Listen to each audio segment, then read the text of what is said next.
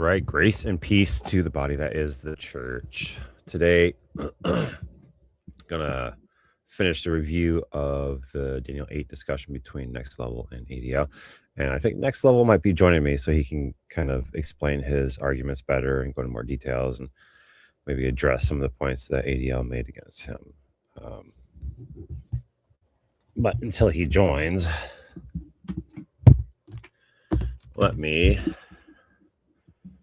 I'll just bring the video up. Let's see here.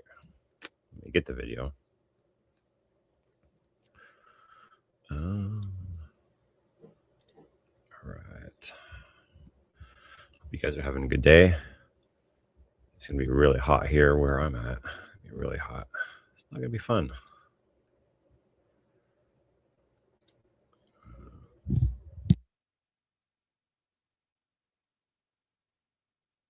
I do prefer the cold over the hot. That is for sure. All right, let's see. Is this it? Yeah.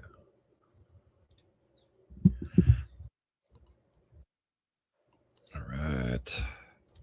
So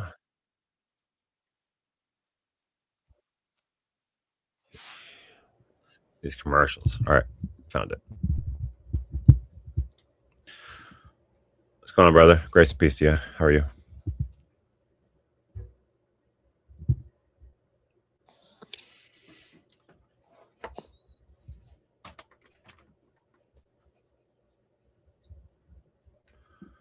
You there? You there? Yeah, I can hear you. Cool. Okay. Always good. Yeah. Okay. All right. I'll share the screen, and you're welcome. If you want to go to a certain point, or if you want to address certain arguments they made, or whatever, we can do that. It's fine. Sure.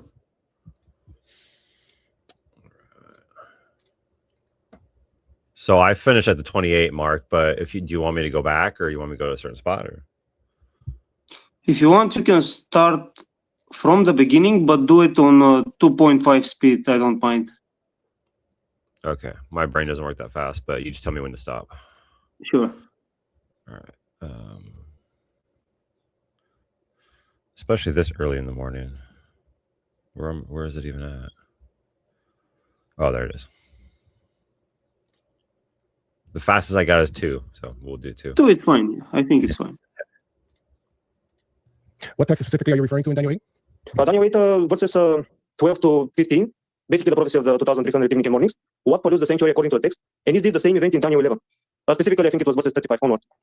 Well, it might be worth reading some of those texts. And I do believe that there is a relation between Daniel 8 and Daniel 9 and Daniel chapter 11 as well. Daniel 8 and 9 seem to be more symbolic, whereas Daniel 11 get a bit more specific and more literal. So we're reading here in Daniel 8:12, and host was given unto him against the daily sacrifice by reason of transgression, and it cast down the truth to the ground, and it practiced and prospered. So you're saying what polluted the sanctuary? Yeah, according to the text. Okay. Well, it says it cast down the truth to the ground, and it practiced and prospered. So it seems like it's saying that casting the truth down causes this issue. Then it says, and then I heard one saying, I asked up, brother. That's crazy. He said casting truth to the ground is what pollutes the sanctuary.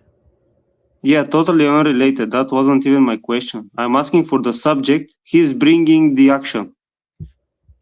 Yeah, and that right there is the SDA, one of the SDA presuppositions they bring to the text right there. So at the very start, he brought that SDA belief in, but he's kind of playing it cool. It looks like that's crazy. Speaking, another saint said to the certain saint which spake, how long shall be the vision concerning the daily sacrifice and the transgression of desolation to give both the sanctuary and the host to be trodden underfoot? And of course, the answer is unto 2,300 days, and shall the sanctuary be cleansed. So okay, it says cast down the truth to the ground. Would you say that the little horn is the one who pollutes the sanctuary according to the text? According to which text? From verses, you can read from 12, I think. Here he doesn't even recognize that Adventism basically are trained to take verse 14 out of the context of 12 and 13. That's why they do not directly tell you that the little horn is the one who pollutes the sanctuary. Yeah, that's right. That's exactly right. And if you read like the angelic explanation of what the little horn does, it says little horn is the one that causes destruction. Yeah, but he asked me, where is this? I mean, you just read it. I mean, he cannot even associate it that it's that way. He has never read it properly. Yeah. Yeah, yeah, exactly. That's because they got that whole, the two visions that are given in there, and each vision is disconnected from one another, but it's part of it. And these parts here that talked about in like 11, 12, and 13 is not like part of the time part. It's separate. It's super confusing, honestly, their interpretation of it. Yeah. You can scroll up a little bit. And the host was given him against the daily by reason of Yeah, transgression. the him is in reference to the little horn. You can start from 11 if you want even. And he exalted himself as high as the prince of the host, and by him the daily was taken away, and the place of the sanctuary was cast down. Yeah, the little horn is definitely causing these issues. What's your question? So when the temple is cleansed in the end, regardless of how you take this period, it appears to be cleansed only from the pollution of the little horn, according to the text. It appears to be what? Cleansed from the pollution of the little horn. Okay. And the point of that is, I'm not following. How can you have the temple in heaven that is cleansed from the sins of the little horn? It has nothing to do with Yom Kippur, nothing to do with the sins of the believer. Gotcha. So basically, you're arguing that this is. So you're thinking Antiochus Epiphanes. So you're thinking that this is. No, I am a futurist. I don't think it's Antiochus Epiphanes. I believe it's the third future temple. I never even said the words Antiochus Epiphanes. He obviously has not studied futurism. He's presupposing that if you disagree with SDA, you must believe in historicism the way that most scholars interpret Daniel. Yeah. Yeah, I don't know. I don't think he has interacted. I don't follow him actively, but that is interesting. He did default to the Antiochus position for you when you disagreed with him. Yeah, that's interesting. But even if I'm wrong, Gotcha. how can you show that it has anything to do with a heavenly temple? The little horn does not go to heaven. Which that'd actually be an interesting debate, and I've said this a couple times, for a futurist premillennial believer to debate with an SDA premill, because they're both premill, but they have different takes on, various chapters, like in Revelation and Daniel. That'd be a really interesting debate. Yeah. Okay, sure. There's two ways I can show that. So go to verse 10. I got to look it up on my side here. All right, so verse 10 says, and it waxed great even to the host of heaven, and it cast out some of the hosts of the stars of the ground and stamped upon them. So you see here that the little horn attacks the host of heaven. So that's how you know that it's attacking things in heaven and not just things on the earth. I would agree that it's attacking heaven indirectly. So he's saying that everything that is in reference to heaven is magically connected to the heavenly temple. Yeah, because what does he mean that if the little horn's attacking the host of heaven, that means he's attacking things in heaven. Yeah, but okay, if I say something against, let's say something against the angel Gabriel, that means I'm attacking the heavenly sanctuary then. Yeah, and somehow polluting it and making it defiled. That doesn't follow. It doesn't make any sense now. And then we see, like in Daniel 12, I think it's 2 or 3, that it defines what these stars are, and it's the God's people, Israelites. Yeah, he's attacking them on the planet, but this reflects in heaven magically in the temple. Yeah, no. Even if there was some connection like that, it would be the angelic warfare that's happening behind the scenes, like what Daniel 10 talks about. It wouldn't be in the sanctuary bringing sins into the sanctuary. Yeah. Rather directly, because even if you say that you have a heavenly temple, if the cleansing is in the Holy of Holies, the little horn cannot go there. You, just you, building your app on base 44. Okay, so if you agree, then where's the contention? Seems like you were saying earlier it was just an issue happening on an earthly temple. It says I believe it's an earthly temple, and by cutting the truth to the ground and all these things, he's basically making claims to be God himself, thus attacking heaven indirectly. Not that he's going to heaven to do something there. Okay, we don't believe anybody went to heaven to do something there. What are you talking about? We don't believe that the papacy, which we interpret here, or anybody in that religious system took a trip to heaven and did anything over there. Yeah, but you're taking verse 14 when it comes about the cleansing to be about a heavenly temple. If you say that it's a heavenly temple, why are you putting Yom Kippur and the sins of the believers there when the text is just speaking about the little horn and his actions? Because he's attacking things in heaven. It doesn't mean he has to take a trip to heaven to do that. It's a heavenly assault. So this is not just vertical, it's horizontal, it's also vertical. So by attacking God's people, he essentially attacks heaven itself. He's attacking both heavenly things and earthly things. It's not just earthly. Yeah, we definitely believe that he's attacking heavenly things, but Okay, he's not the heavenly temple. So, according to their logic, the sins of people can only enter heaven in 1844 because of Jesus, but somehow magically when the little horn attacks the people on the planet, that still reflects somehow in heaven. The temple gets polluted by the sins of people. Yeah, I have absolutely no idea. And before the cross, we'll say before the cross, where were these records of sin? Were they not in the sanctuary? Yeah, that's a very good question. Yeah, when I watched your first video on your review, if you say that the little horn is the one polluting the heavenly temple, let's presuppose that this is true. but the spirit of Antichrist was in the world way before the actual little horn. That means from the time of Adam, indeed, every sin that man has committed must be there. Yeah. Because everybody has been deceived in the past, way before the little horn. So such a ridiculous interpretation. I can't even process this. It is pretty goofy because that means that the sanctuary has been defiled or unclean for 2000 or no, since the beginning when Adam fell, and it's still in the process of being cleaned. But if you read Daniel 8:14, what does it say? At the end of the 2300, the sanctuary is cleansed, which means that at 1844, their antitypical Day of Atonement should be complete and done. Yeah, and somebody in their comment section wrote a good comment mentioning the daily. So if we have a heavenly temple, what is the daily? What can be the daily there? If it's something that's repetitive, then how can you have a singular event in time like Yom Kippur where everything is finished? If you want, I have their commentary here. I can pull it up and read to you. I think there's like 2 or 3 positions they lay out here in the commentary. If you're interested, if not, not a big deal. Now we can move on. I mean, it's Yeah. mostly going to be repetitive. Yeah. All right. Well, that's my point. If it was the heavenly temple, you cannot How make do sense of this you text do with the heavenly temple? You make a claim, you got to back it up. How do you know it has nothing to do with the heavenly temple? because we know that the little horn cannot go to heaven, and even you agree. Of course he can't go. Nobody can go to heaven. So how can he put a structure in heaven? He's attacking heavenly. So take another look at the text, okay? It says, and he waxed great even to the host of heaven. He doesn't have to take a trip to go to heaven. There is a heavenly sanctuary. There's no doubt about that. We can discuss. I just gotta say that the hosts of heaven are people on earth. That's not Yeah, going to the and sanctuary in heaven. and take a note here. He's going to contradict himself later when he mentions that, because I'm going to make later the argument that even if I speak against heaven, that is still an attack on heaven, but it has nothing to do with the sanctuary. And he's going to say, yes, but the text speaks about the sanctuary, therefore you need to attack the sanctuary. But here he says that I don't need to. Yeah, that's crazy. I don't remember that. I don't think I got that far actually. Sure. We will go back to this, yeah.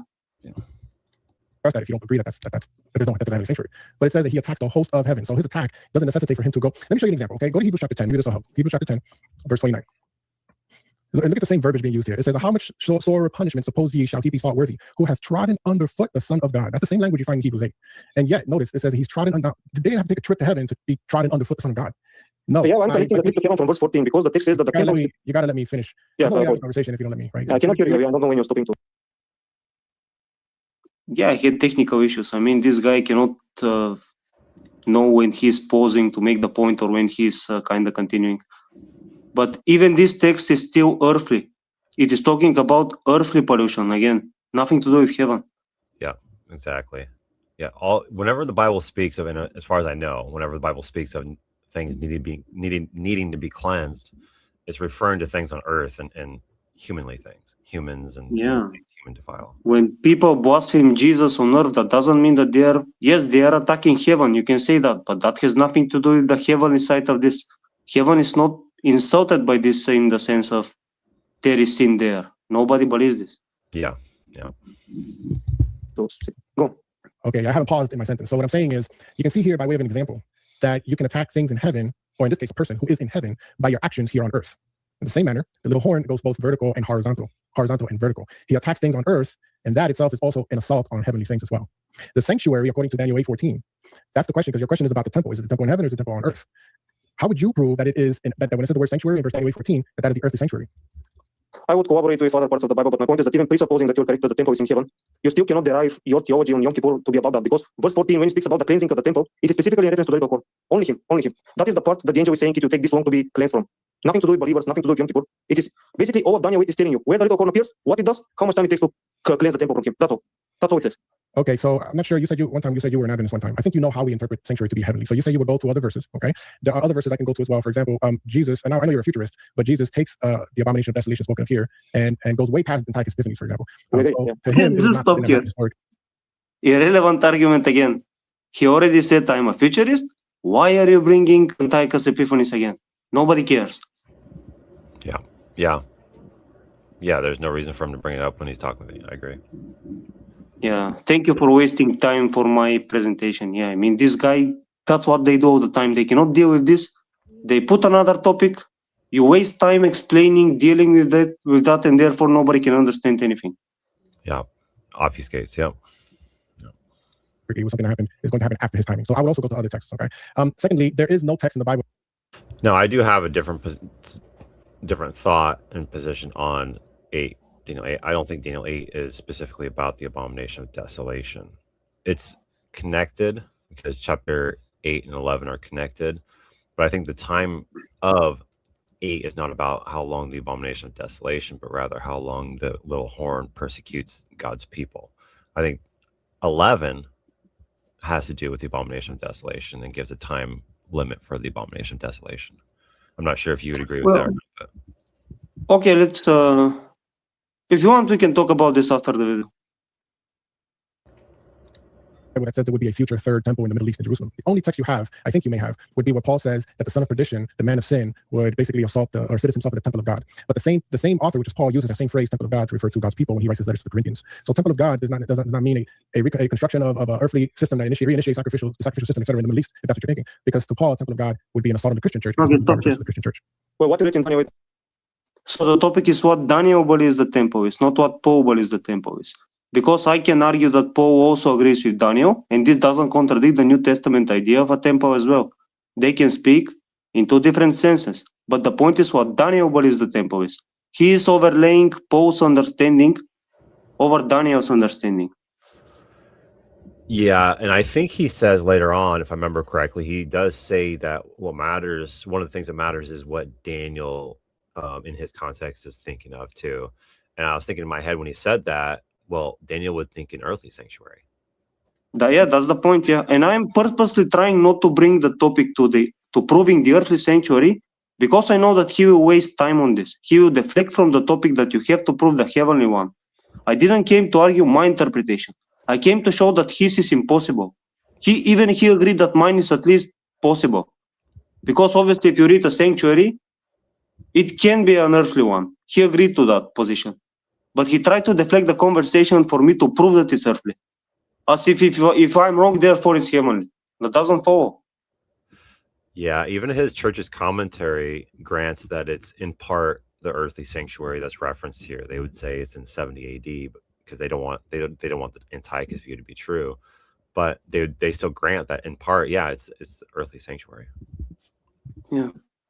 And then they say, well, it's also the heavenly, which means that they have to prove it's also the heavenly, because the earthly would be the default position for Daniel. So they grant that, it's already proven. Now they have to have proof that it's also a heavenly one, which they can. Yeah. I would say the second text for the third temple, because Daniel requires a temple in the end of days to happen. You're presupposing that it's heavenly, I don't. But still, you cannot explain how verse 14 specifically is magically taken to support Yom Kippur, SDA theology, when the context is just for the Lord. That's what I cannot understand. Okay, so first of all, you didn't even ask me if Yom Kippur, I didn't mention that at all. So that's the standard understanding of the SDA. They presuppose Yom Kippur is 1844. Next level. So you're having a conversation with me right now. So you take my words. What I'm saying. No, he's projecting as if I said something wrong. Yeah, that was totally correct. That's what you believe. That's what you say. Maybe some Adventists have not heard this. Maybe other, how do you call it? His comment section, his fan base didn't hear this. Maybe some people just are not aware of the heavenly interpretations that they hold. That's why probably he didn't wanted me to show that only this group believes in this Yom Kippur in heaven type of stuff. I thought that the Day of Atonement antitype is the standard STA position because it's what the Spirit of Prophecy taught. It is, yeah, but he just see when they make a video about these topics, they try to not show Ellen White commentary. They don't try to show the, how do you call it, the cultish interpretation that nobody believed. Rather, they're trying to talk about the general agreement that all denominations have with them when it comes to interpretation. Yeah. All right. I did not mention any of that, though I'm not saying I disagree with that. I'm mentioning things I want you to respond to. You're making the claim that the temple in Daniel 14 is an earthly temple. I'm telling you that if you make a claim, you've got to show me the evidence of why it's an earthly temple. And I presuppose that you may be referring to Paul, he speaks about. I didn't say it's an earthly temple. I agree it was an earthly temple. I said that this is what I believe, but I didn't appear there to argue this position. So I'm not supposed to force to prove you anything. I just have to prove that it cannot be heavenly. You can even believe like an unbeliever. You can say Daniel was false. You can say that he was confused. You can say it's a spiritual interpretation. But the point isn't to prove that it's an earthly one. The point is to show that it cannot be a heavenly one. Yeah. Yeah. The man of sin sitting in the temple of God. If that's not the text you're going to refer to, what evidence can you show in order to refute my understanding as the heavenly sanctuary, that there is the earthly sanctuary? What text can you show? What's in the context, or what other verse can you show? This one that we just read, that there is a temple that needs to be polluted. Okay, I would that's say it's an circular. earthly temple. That's a circular argument, okay? You can't But you- use the same text to prove the same argument. You've got to Do you find agree with individual me? evidence. That a reader can read Daniel 8 and presuppose an earthly temple, just as you're presupposing some other temple. I think you can do that with anything in the Bible. I think the context needs to speak along with the rest of Scripture. Okay, so when Christian mentions the temple, show me how this verse means earthly sanctuary. I've asked you 3 times. Show me how this verse, and don't say by the same verse, because that would be a circular reason. okay, Revelation, let's go to Revelation. Wait. When we spoke about earlier, I did 2 things. I gave context, and then I went out to other verses. Give me context, then we can go out to other verses. That's a fair thing to do. Where in the context is this talk about an earthly sanctuary? Where? Well, Okay, I would stop say that here. Daniel specifically. So when he said I gave you context, all that he said is that the little horn is trampling down the host of heaven. That is his magical context, meaning that if you refer to heaven, therefore it must be connected to the heavenly temple. If that's the context of the chapter, then I don't know what kind of interpretation is this. That's not even logical. Yeah. Yeah, and if you just read the context, the little horn is the one that is trampling the sanctuary, taking away the daily. And so whether it is a futurist position or a preterist position, it would be the earthly sanctuary, because it's the little horn that's trampling and taking away the daily, and the little horn can't do that in heaven, which was one of your original points. Yep. Yeah. You see this in verses 11 through 13, and also 24 and 25. Talking about an earthly sanctuary, because that was the Jewish idea of the temple. No, Daniel didn't have the New Testament idea of the bodies, our bodies being the temple and so on. And I would say that Daniel cannot contradict the minor prophets, which specifically speak about futuristic interpretations of the Middle East. Nothing to do with the heavenly sanctuary. What verse in Daniel 8, and you can even go to Daniel 9, what verse is talking about an earthly sanctuary? I said Daniel 11, I think that I said Daniel 11:35, for example. Okay, so to be clear, you're going to leave the context of Daniel 8 and 9. But leave the context of Daniel 8, just to make that clear. We can go to Daniel 11, but you're going to leave Daniel 8, and you're not going to answer the question of how do you know in the immediate context that is an earthly sanctuary? How can you prove? You're not going to do that, right? Just want to But you make agree with me that the text in Daniel 8 can be about earthly sanctuary, so I'm progressing further by going to other places. If you say that it's mutual, I think that can be taken either way. Why would I stay here? Okay, I'm not contending you going elsewhere, because I believe all scripture is profitable for doctrine. But the fair thing to do, I think you understand this, is what did the author mean in his context when he wrote it in the immediate context? Then we can go to what the rest of he said, and then what the rest of scripture said. See, what did the author mean in his immediate context? That Yeah, right what there. can it be? I mean, obviously he was speaking about the earthly one. Yeah. Who in his right mind would presuppose that it's even plausible for Daniel to mean something else? Yeah, that statement right there. I was very confused when he said that. Honestly, this is where I got like, what is this guy talking about? And I didn't even know how to react to this. That's like super logically inconsistent. That's like saying, why is the cover blue? I mean, it's blue. You don't further elaborate. I mean, that's what it says. Yeah. An in to out, way of interpreting things. Okay, where in Daniel chapter 8 can you show that the word sanctuary in verse 14 is the earthly sanctuary? That's what I want. You made the claim. I want the proof or some evidence. Well, first, you might be right. Let me put it this way. You might be right. Okay, I want to hear it. Thank you. I am. So one of the proof would be the word for cleansed. It's not really cleansed, it's restored to its rightful state, the word sadak. If it was heavenly, you cannot restore a heavenly structure. Only an earthly structure can be corrupted in a sense and be restored. Where does it say you can't restore a heavenly structure? What verse says you can't restore a heavenly structure? Another stupid question. Yeah, that's ridiculous, man. Yeah, That's I don't even know how to answer this one. That's a Yeah, wild. why is God? Yeah, he is. Yeah. To say that, where does it say that a heavenly structure, what do you say, cannot be or how do you say that? I don't want to misquote him. I'm gonna rewind that. If it was heavenly, you cannot restore a heavenly structure. Only an earthly structure can be corrupted in a sense and be restored. Where does it say you can't restore a heavenly structure? What verse says you can't restore? Yeah, what verse says you cannot restore a heavenly structure? What? Yeah. Yeah. That is. I was genuinely confused when he asked this again. I didn't know what to do. That's so ridiculous. That's so cringe. It's a ridiculous question. That's an amazing claim to say. Well, yeah, it is possible that heaven, which has the presence of God Himself there, could have some need of restoration or cleansing because there's defilement. That is, man, that even sounds nasty in the mouth saying that. That's it's ridiculous, man. Yeah. Can God be the spaghetti monster? Where does it say that He cannot be that? I mean, yeah, that's ridiculous.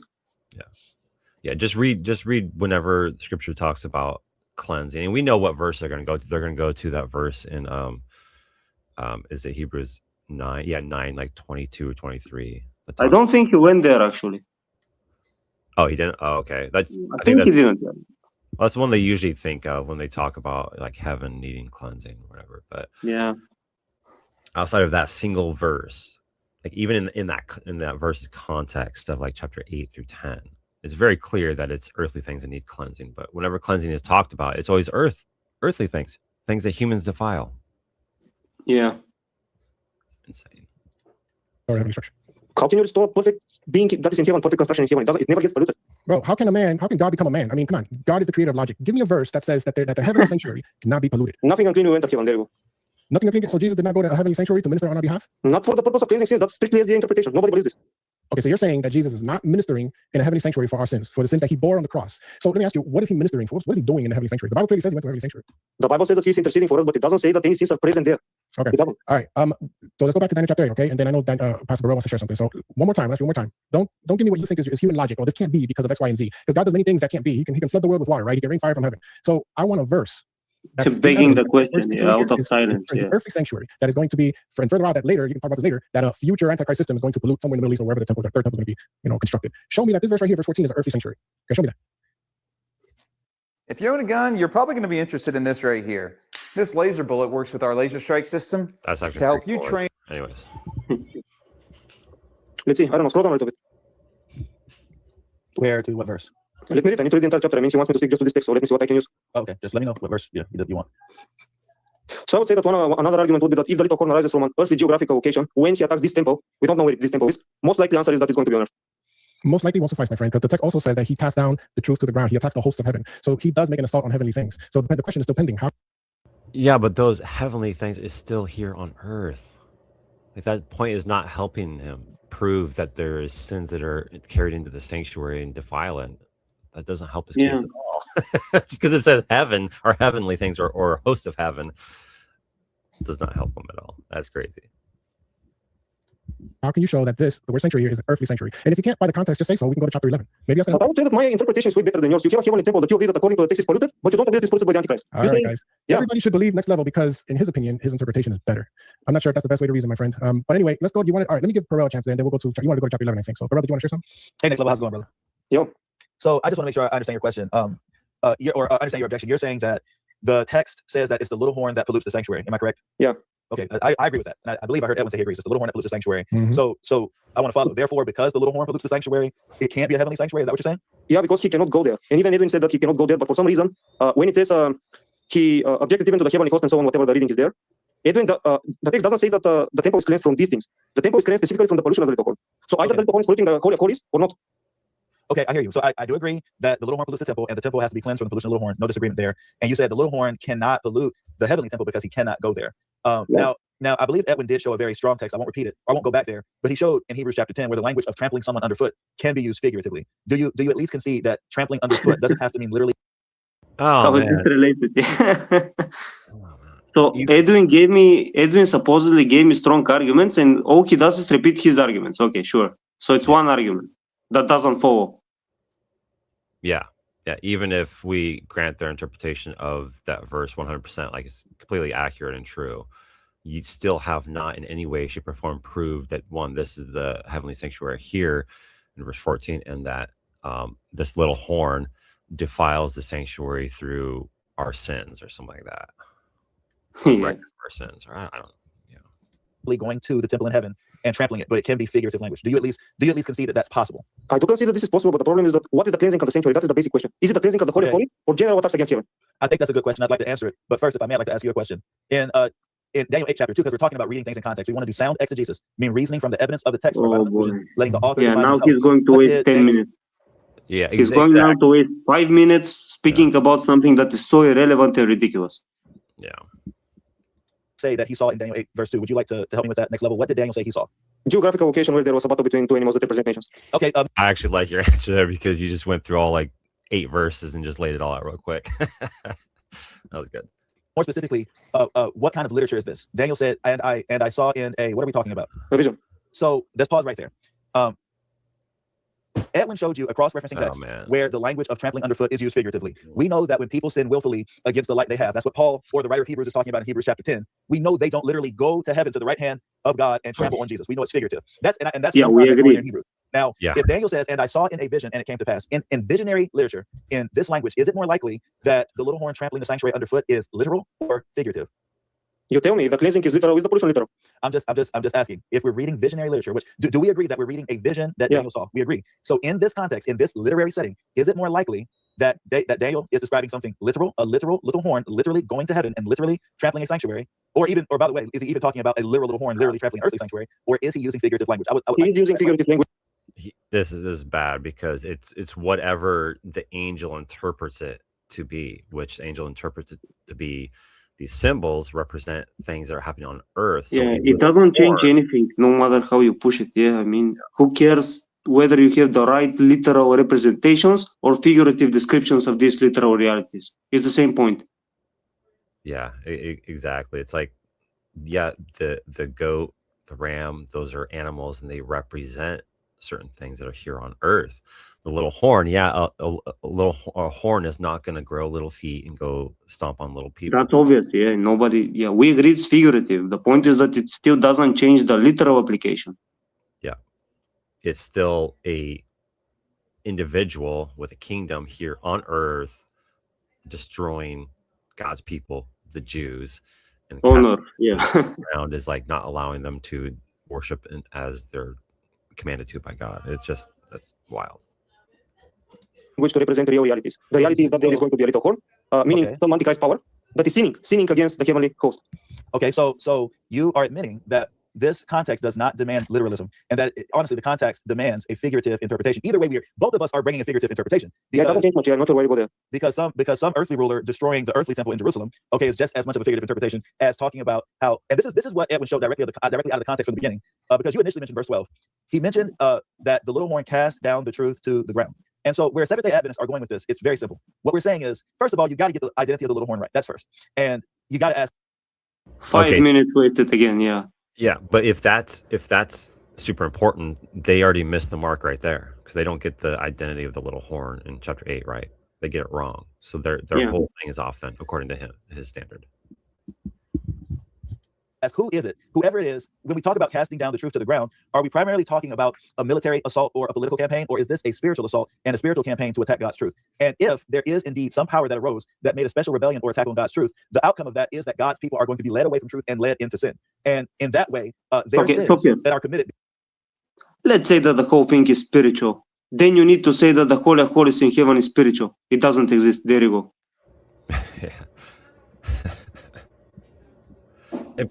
But don't they believe that sin is only an action that one does? How does a record of an action pollute the heavenly sanctuary? Yeah, how can the pollution be spiritual? Yeah, it's not spiritual. Yeah, because the sin itself is within the human. Yeah. It's not, I don't know, super confusing. Because of this deception, are going to be polluting the heavenly sanctuary. So that's how we're interpreting. And I'm admitting we're all observing the same facts, that the little horn pollutes the heavenly sanctuary. Our interpretation stems from identifying the little horn. Here are some things that you're going to have to consider. Next level, you're going to have to consider bringing some exegetical rigor to your study of the book of Daniel. One of the fundamental exegetical questions that you have to ask is, how does an author structure his writing? You cannot make serious interpretations of the book of Daniel without observing the macro structure of the book of Daniel, meaning the obvious and intentional parallels that Daniel draws between, for example, chapter 2 and chapter 7, looking at 4 kingdoms. The obvious I hate when they do this. I mean, I understand why, but I just hate when they do this. I wish they would just go to your original question. He would go to your original questions. Yeah, thank you for wasting 5 minutes again, saying irrelevant stuff that nobody should care about. Yeah. We all know this. We all do this. All eschatological systems do this, but they're just talking as if they're the only ones who truly do this, and everybody else doesn't. Yeah. Because we're addressing the issues that they have in Daniel 8. Yeah. And really, I would say that they're the only denomination that does not understand Daniel and Revelation properly. There you go. Yeah, and actually they don't do what he's saying they're supposed to do, because their whole way of handling Daniel, the book of Daniel, is to prove 1844. Yeah. So they are literally arguing that words do not matter as long as the general idea of the book somewhat supports our system. Yeah, and it all centers around here, Daniel 8:14, which is why you're addressing this, because if Daniel 8:14 is not 2,300 years, then their whole system collapses. The Day of Atonement type and anti-type collapses. Yeah. Sanctuary They are doctrine. literally ignoring the whole chapters. They don't care what the chapters say. They are going to argue from a previous context from the previous chapters to define the whole chapter here. Yeah. Even though the text is not even related to that. And if there is a relation, it has nothing to do with Adventism. Nothing to do with their heavenly stuff. Parallels drawn between chapter 7 and chapter 8 and 9. We cannot escape that. And so I can harmonize both of myself. It's not a problem. Let's just stick to the point because I don't want to waste time, and I'm sure that we have yes. what I'm saying is this is the point. If I'm going to read chapter 8 seriously, I have to have read chapter 2 seriously. I have to have read chapter 7 seriously. And here's something I want to bring to your attention. It's a very serious argument that I've never heard a satisfactory answer for from a Protestant evangelical or an objector. Is in Daniel chapter 7 and Daniel chapter 8, you have very different visions, different animals, a different setting. You know, you have 4 predatory amalgamated animals in chapter 7. You have these sanctuary clean animals in chapter 8. In chapter 7, you have this chaotic whirlwind on the sea. Chapter 7, you have these peaceful bodies of water. But there's one in all of those visions, there's one figure that remains the same. And that one figure that remains the same is the little horn. It's a very strong case that whoever the little horn is in chapter 7 is the same enemy of God and his people that's being spoken of in chapter 8. And so again, what is it that's polluting the sanctuary? Our contention is It's a case, not a strong case, I would say. And what was the question that he never heard an answer to? I never heard that question. It's essentially the connection that he's making between the little horns. So if No, he said skip a little bit in he said something I have asked people and never heard a satisfactory answer as to what he did say something like this. I'll rewind it a little bit.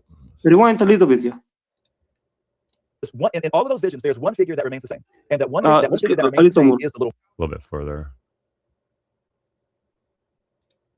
satisfactory answer from a Protestant evangelical or A an little objector bit. is in Daniel chapter 7 and Daniel chapter 8, you have very different visions, different animals, a different setting. No problem. Let's just stick to the point because I don't want to waste time, and I'm sure that we have yes. What I'm saying is this is the point. If I'm going to read chapter 8 seriously, I have to have read chapter 2 seriously. I have to have read chapter 7 seriously. And here's something I want to bring to your attention. It's a very serious argument that I've never heard a satisfactory answer from a Protestant evangelical or an objector. Is in Daniel chapter 7 and Daniel chapter 8, you have very different visions, different animals, a different setting. You know, you have 4 predatory amalgamated animals in chapter 7. You have these sanctuary clean animals in chapter 8. In chapter 7, you have this chaotic whirlwind on the sea. Chapter 7, you have these peaceful bodies of water. But there's one in all of those visions, there's one figure that remains the same. And that one figure that remains the same is the little horn. It's a very strong case that whoever the little horn is in chapter 7 is the same enemy of God and his people that's being spoken of in chapter 8. And so again, what is it that's polluting the sanctuary? Our contention is it's the same little horn that thinks to change God's times and God's laws. Yeah, I never heard the question that he had even. Yeah, he just said that there is something that cannot be harmonized, that evangelicals and Protestants and nobody can harmonize, and I never even heard it. What was the problem?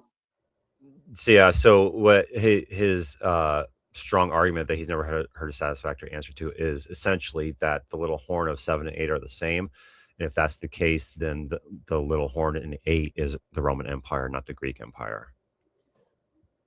Oh boy, that doesn't. Oh, okay. Which in their mind, then that means that proves that it's the papacy and everything else that goes along with that. It's a work of so spirit, just deception, to make this point, if you argue that this is the case, there is still a distinction. You should argue that if you say that the fourth kingdom is Rome, let's say that this is the case. There is a distinction between the kingdom of the beast, which is the beast, and the little horn. Those are two different things. Yeah. The little horn is the one who controls the kingdom, but they are not identical. That's why even in chapter 7, I think I need to read the chapter, I don't recall exactly.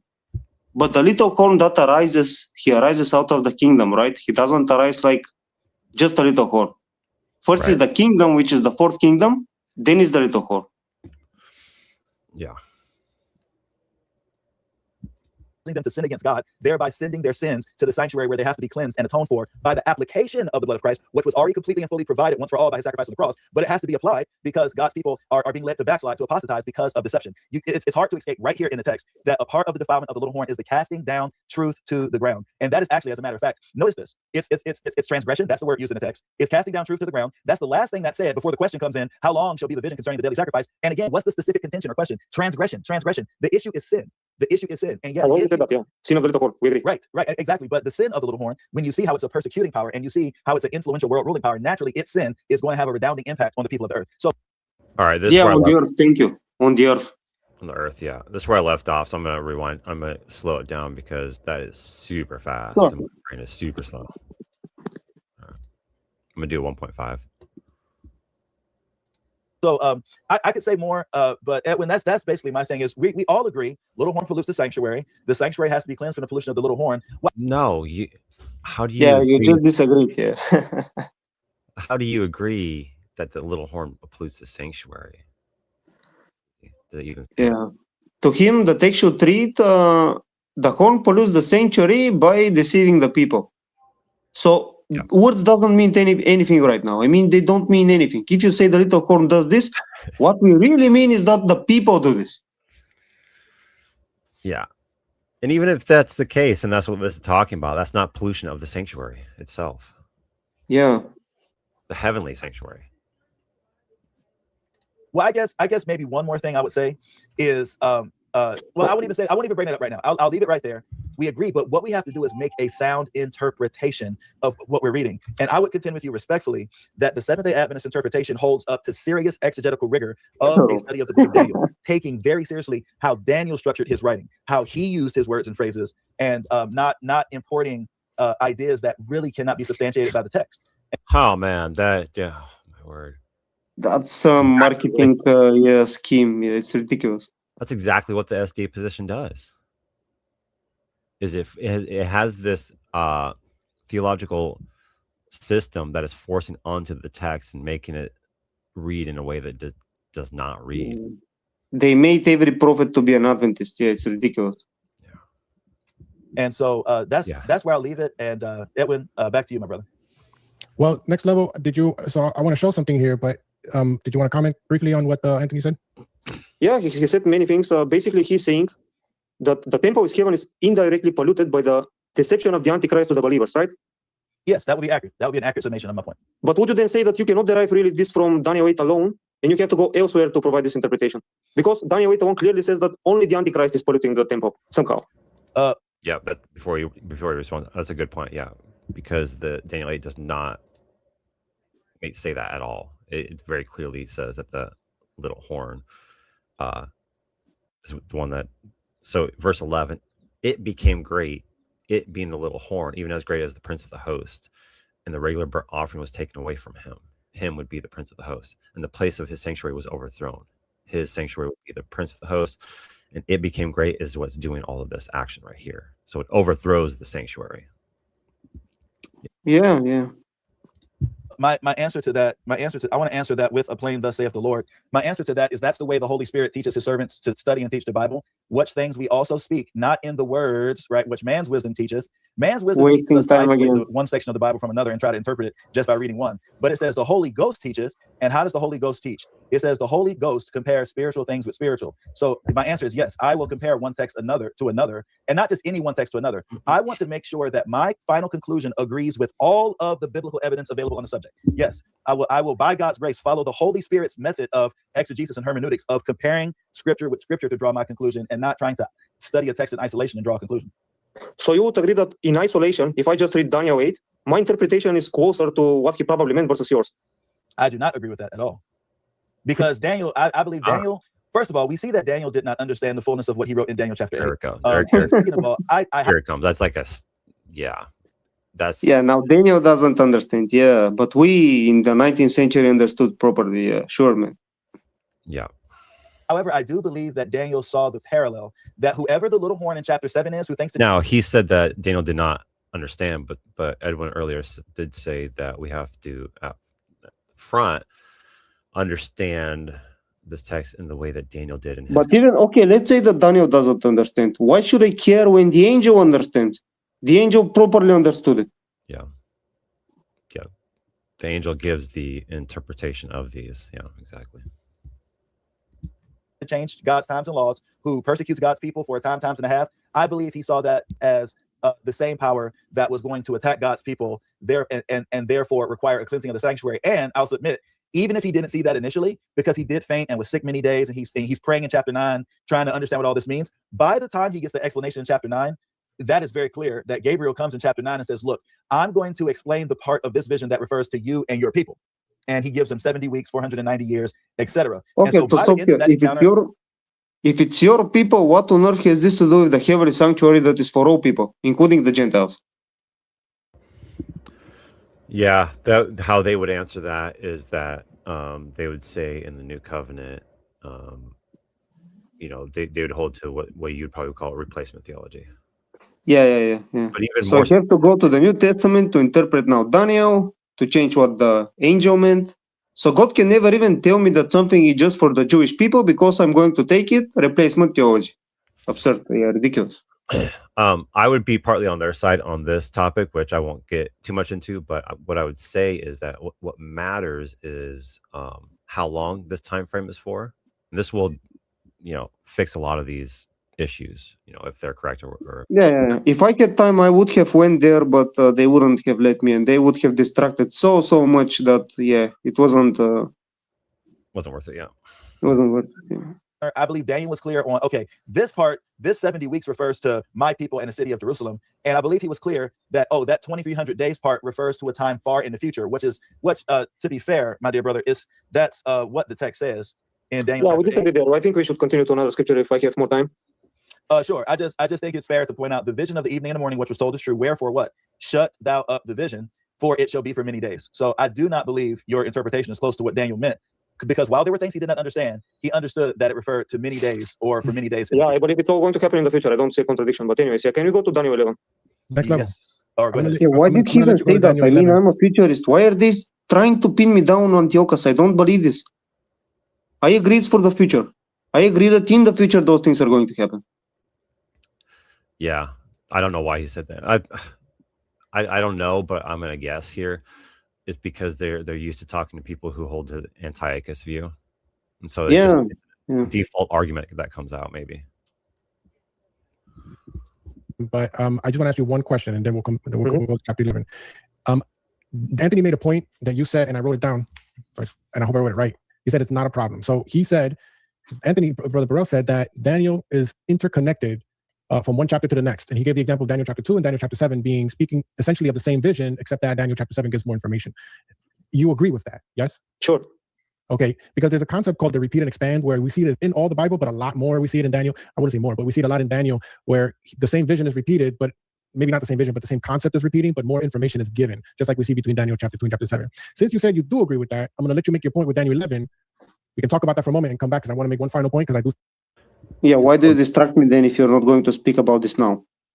Yeah, it's called recapitulation, and it's not necessarily expand. It can be expand, but how I understand that is it's from different camera angles is a good way to understand it.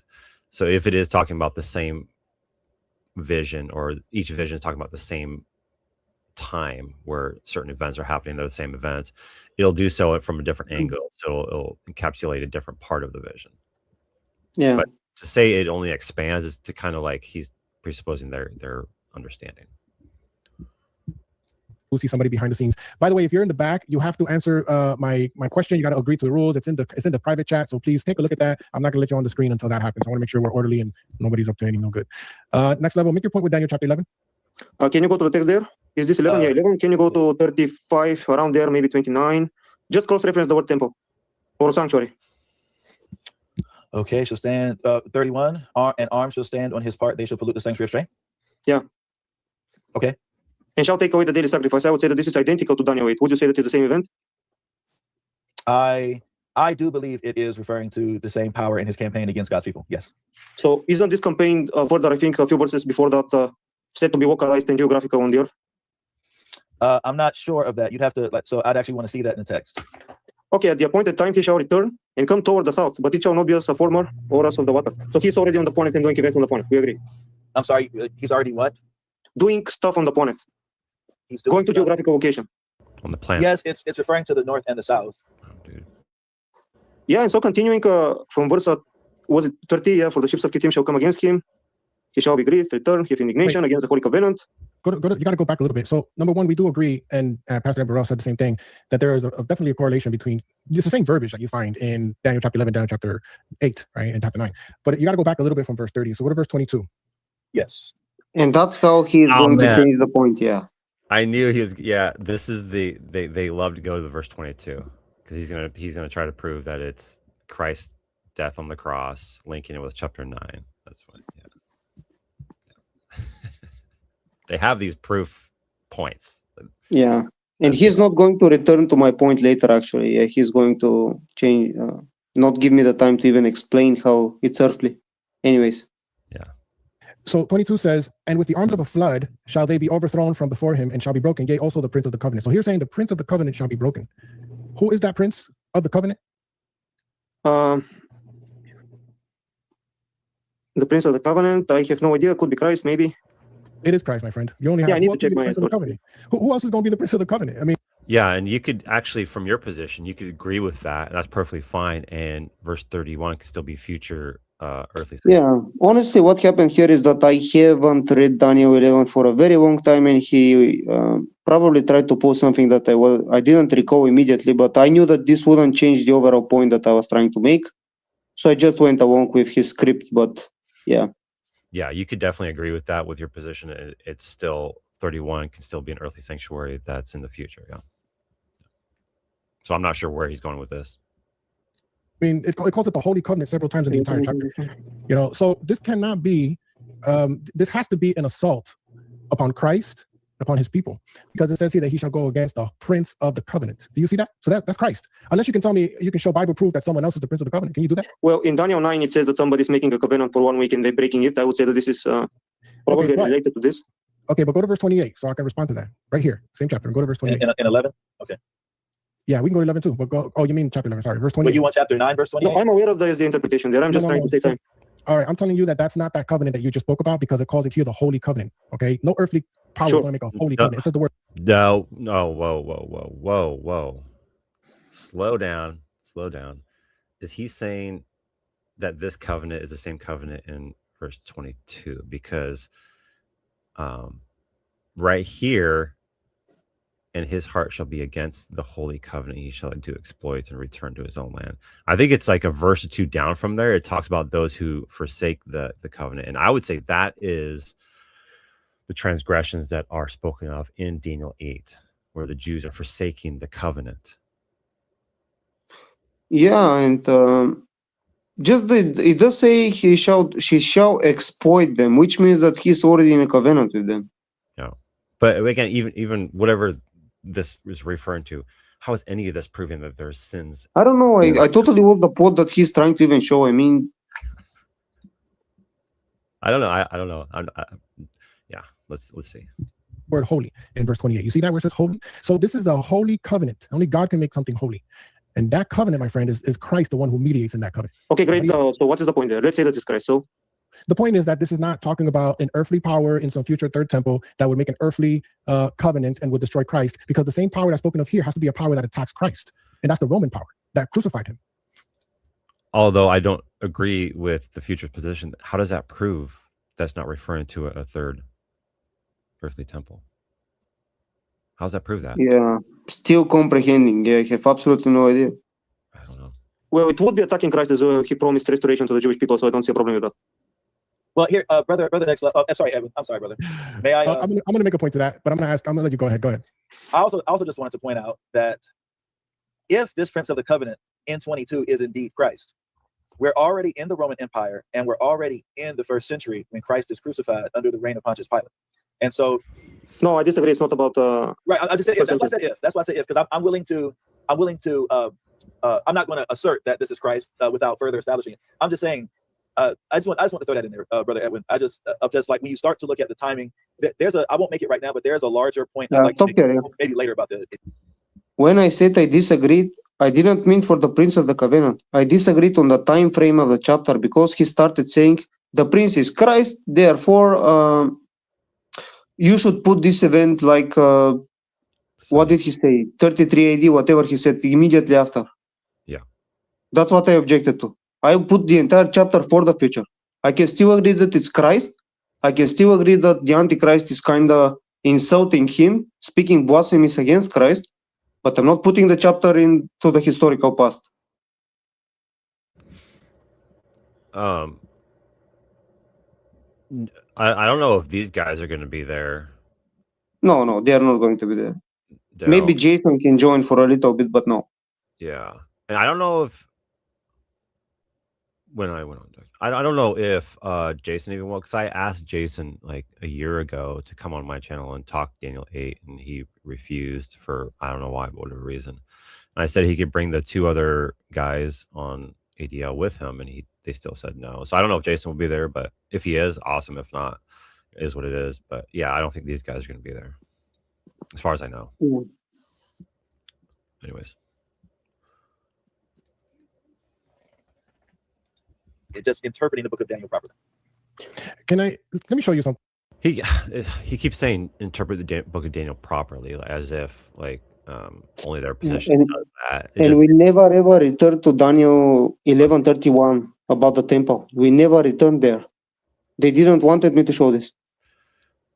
Yeah, 31, and I think it's repeated in 35 as well too. Yeah, I was going to make the point that the previous verse clearly says ships of Kittim, that is on the planet, therefore the temple is earthly. Yeah, yeah. But it's like when you have 2 against 1, it's definitely very easy to get distracted for sure. And then you can also like go at their position when it talks about the time of the end, because there's multiple time of the ends in the book of Daniel, and they have multiple times of the end in their theology. So I think it's like 1798, 1844. There might be one more that I can't remember off the top of my head, but those are different times of the end. But like verse 35 here, I mean, is very similar language in Daniel 11:35 to Daniel 8. And so why don't they connect those 2 and have the same time of the end? You know, there's different ways you can go about it, but it gets into the weeds. And I know you don't want to do that at the time, but The next level, and then you tell me, you let me know your thoughts on this, okay? And then I'll let you I'll give you the last word, and then we got to move to the next person. Okay. By the way, the person who's behind the scenes, you got to follow up in the private chat. Just keep watching, okay? So you can see the conversation. For SDA, Daniel 11 is considered a detailed expansion and continuation of the prophecies found in Daniel 8.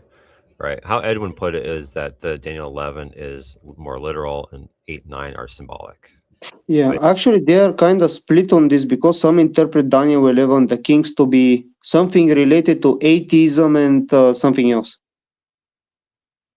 Yeah, there are different positions. The commentary acknowledges that and lays a couple of them out for sure. And commentary also says that there may come a time in the future where more light will shine upon this topic. Conversation happening there. Next level, I'm going to show you something on the screen. All right.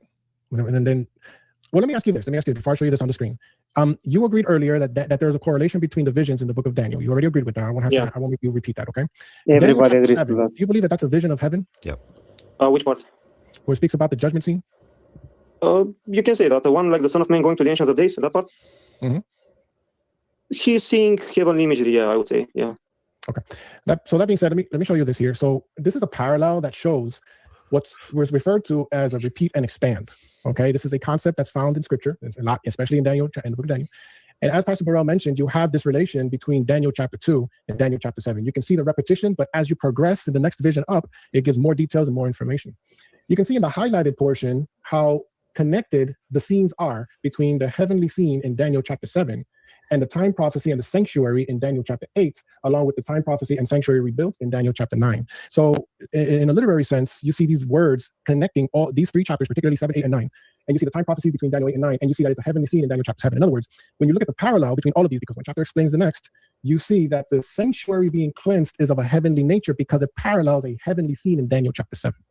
You see thrones. Oh, I thought that was you. Never mind. You see thrones in Daniel chapter 7. You see a throne because it's a sanctuary, which of course implies a throne in Daniel chapter 8. Same thing with the sanctuary in Daniel chapter 9.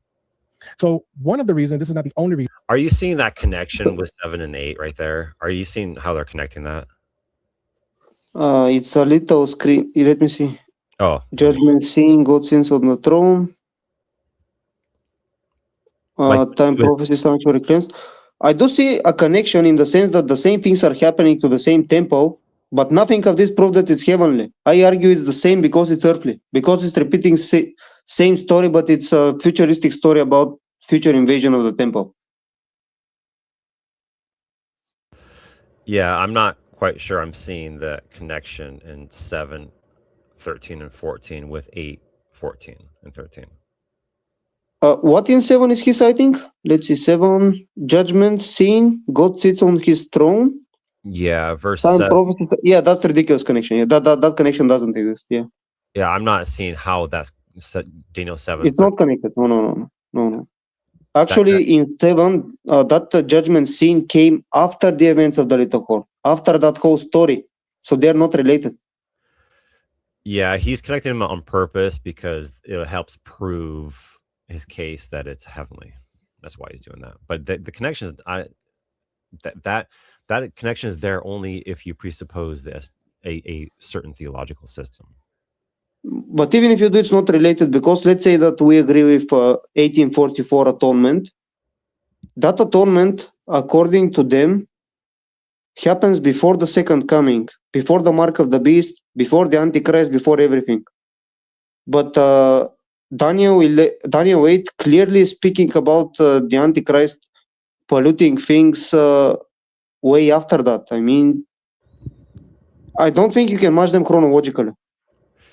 Yeah, I'll see if he explains it more because I'm not seeing that connection he's making right there in 7 and 8. Reason. An additional reason is the time prophecy itself, but that would lead us into a whole other discussion. The 2300-day prophecy far extends into the future. So that's why for us, it must be of a heavenly nature because we don't believe there's going to be an earthly third temple being built. That's also assumed that it extends way into the future. So you have to prove that. Right. But anyway, I digress. When you see a parallel between all 4 of these chapters, you see a connection between the heavenly scene in Daniel chapter 7 and the sanctuary being cleansed in Daniel chapter 8. Yeah, but they're on different Play topics. solo. Yeah, that's the problem. After work, at your own pace, no stress.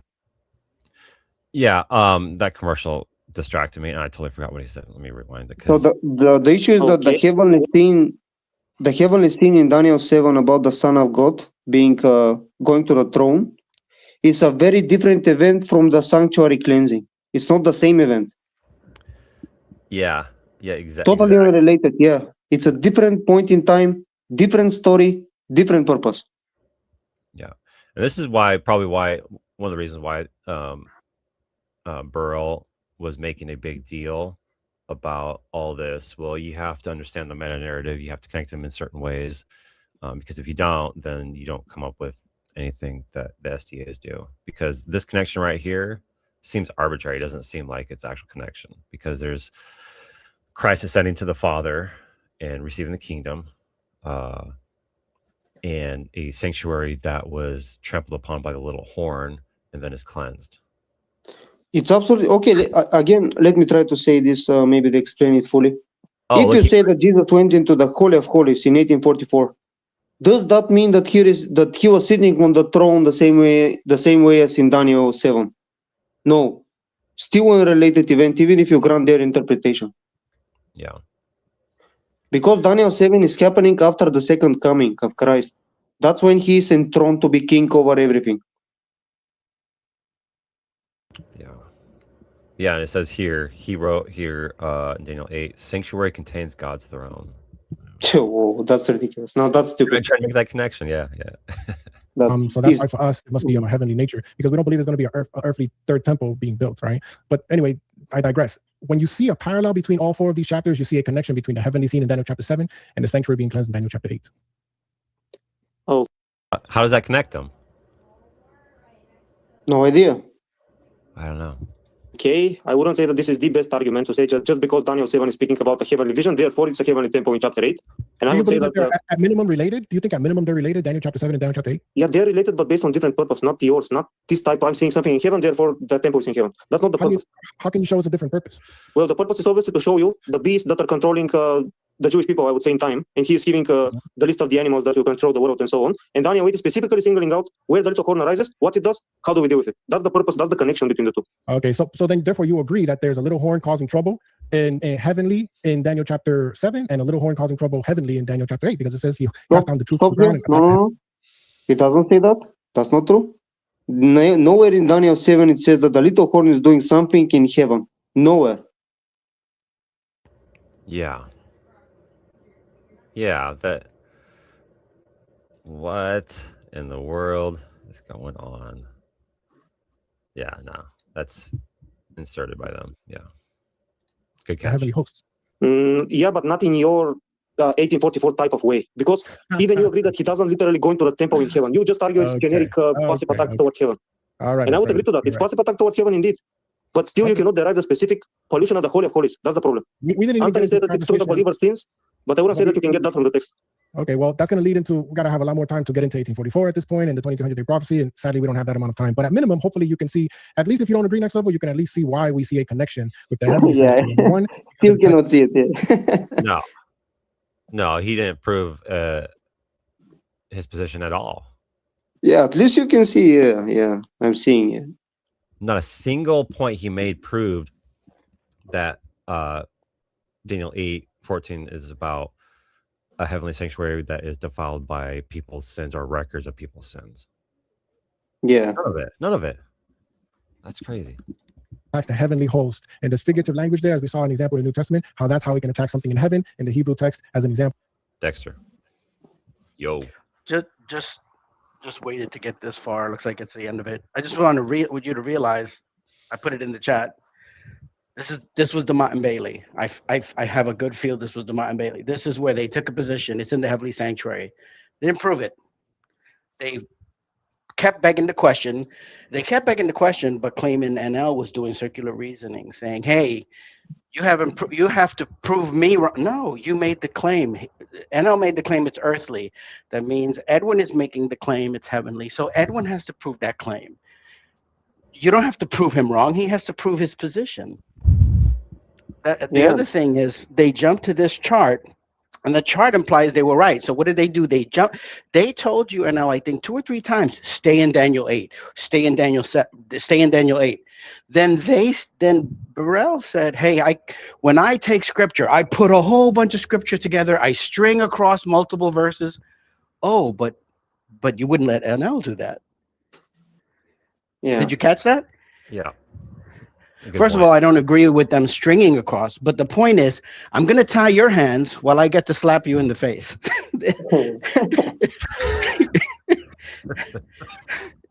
You know? And I'm saying that sarcastically in the sense of, I'm not saying they were lit, but it's saying I get the freedom to move, but I'm going to restrict you to just this, prove it in this verse. I could prove it across scripture and grab all, but you have to stay here. Because then if we go across verses, it would take too long. And then they would have to start, we would have to start because this is the other issue. If you bring 3 verses in, we have to reconcile all of them. If I bring 3, we now all have to explain how our position reconciles the verses I'm using and reconciles I have to have a position on your verses. I can't ignore them. So it's not a full discussion. And by the way, we do have 20 minutes. I'll give them that. The other thing is they keep going to the wrong position of the Antiochus, like you said. They don't even know. They could have just sat there and say, you know what, let's just hear your position and understand you. And so I get that. But I found it interesting towards the end that this was DeMott and Bailey. They went to a position where they're like, see, we proved it. No, you didn't. You made an assumption. You made a claim. You asked NL to prove it wrong. It wasn't his claim. It's your claim. You have to prove your claim. So then since NL didn't prove you wrong because it wasn't his claim, begging the question, so you're now assuming your claim is right. Pastor Burrell said it, well, we know that the Seventh-day Adventist has strong exegesis.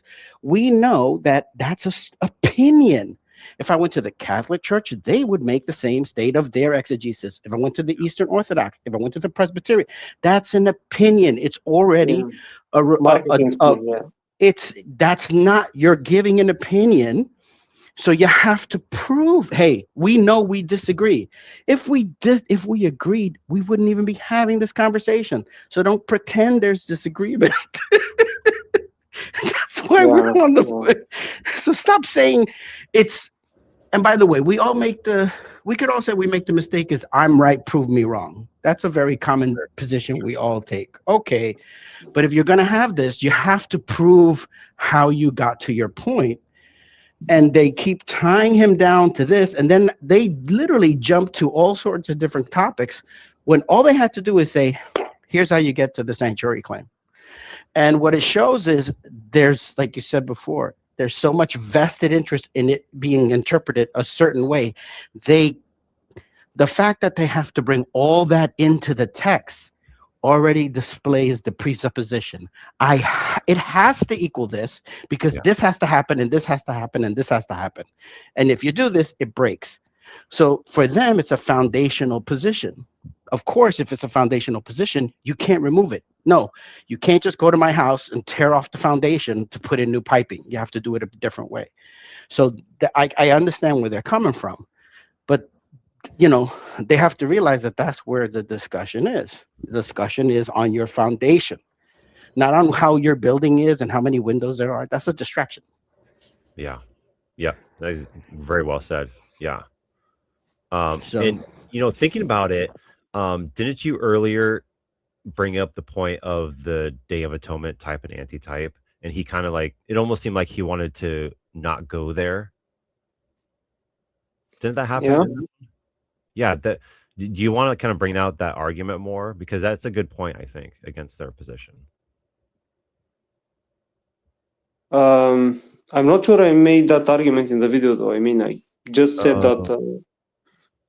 Yeah, I don't think I had time for that. I just tried to show that the little horn. You must argue that he's the one doing something. You cannot deflect by saying it's the people. Yeah.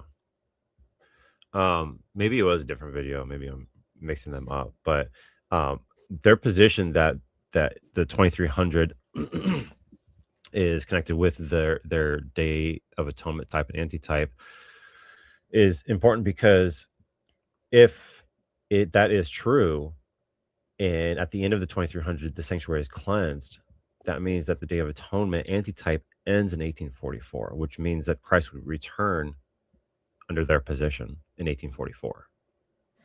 But they have this extension because he didn't return in 1844, and they have this extra cleansing, even though the text they use to prove their position disproves it. I think the best argument with the number that you can use is actually the purpose of the number. 2300, it is not used to calculate when the cleansing begins. It is used to calculate how much it was.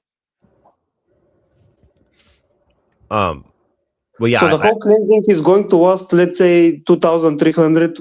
Doesn't matter if it's years or 3.5. This doesn't matter. The point is, this is not a number to calculate when it begins. So they cannot use this number to calculate 1844 at all. This number is supposed to show you how long this structure will be cleansed. Yeah. So how I say it, how I word it is that for 2300 evenings and mornings, the sanctuary is trampled upon. Yeah. And at the end, it's restored. And so if you have it for 2300 years, that means for 2300 years, the sanctuary was being trampled upon. And so exactly, you have a earthly sanctuary here that then transitions to a heavenly one from their position. But that doesn't make sense, because we know in Daniel 9, the decree is to restore it. if I may, yeah, it makes sense if you thought Jesus was going to come in 1844. Exactly. Think about it. Exactly. That's the exactly original right. position. Yep. Right. So, I mean, this is to salvage that the first, if you want to call 1843 the first misinterpretation, right? That being said, there was another thing. Your claim, and now please correct me if I'm wrong, because I know we don't. I know that I don't fully understand your position, so I don't want to say I agree or disagree. I'd rather say I don't know. We can talk about it, no problem. Yeah. No, but you and I, we can have fair discussion. I feel like, we can say, well, I know that, but your original position was, this is about the earthly sanctuary. Pastor Burrell in his monologue already conceded, yes, it's earthly. Okay. At that point, I would have said, okay, so when you said it's earthly, that means you agree with me. We're done. Now you have to prove you're heavenly. I'm done.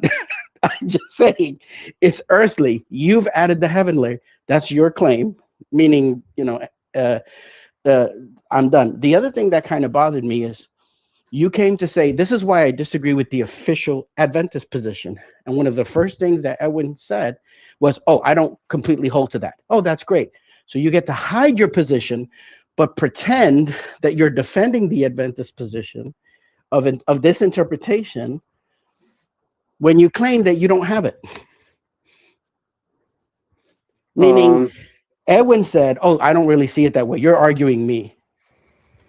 Oh yeah, Remember that that one. in Yeah, the yeah. beginning? I mentioned the Day of Atonement. Yeah. Oh, but that's not what I said. Even though that's what you believe. Yeah, this is ridiculous. So even right there, I would have said, "Oh, well, then we could stop this right now. I don't even know your position. I only know the Adventist position. And since you don't hold the Adventist position, I probably shouldn't have this discussion with you. It's not necessarily fair." And then I would even turn to Pastor Burrell and say, "Pastor Burrell, so you both have to present two different perspectives since Edwin doesn't hold the Adventist position." Yeah, this would be wasting so much time if I went Now there. this Yeah, is it would be wasting become time. personal. Absolutely too, which oh, we don't have time for that. Well, then why did you introduce it? You're clearly pretending that you don't hold the Adventist position to try to get around, me not knowing your position, which is fine. He's trying to be But original. Yeah, it's ridiculous. yeah, so I just think the interaction is it was a bit interesting. It's really interesting because, again, the common tact is they'll throw out the logical fallacies that they are literally committing.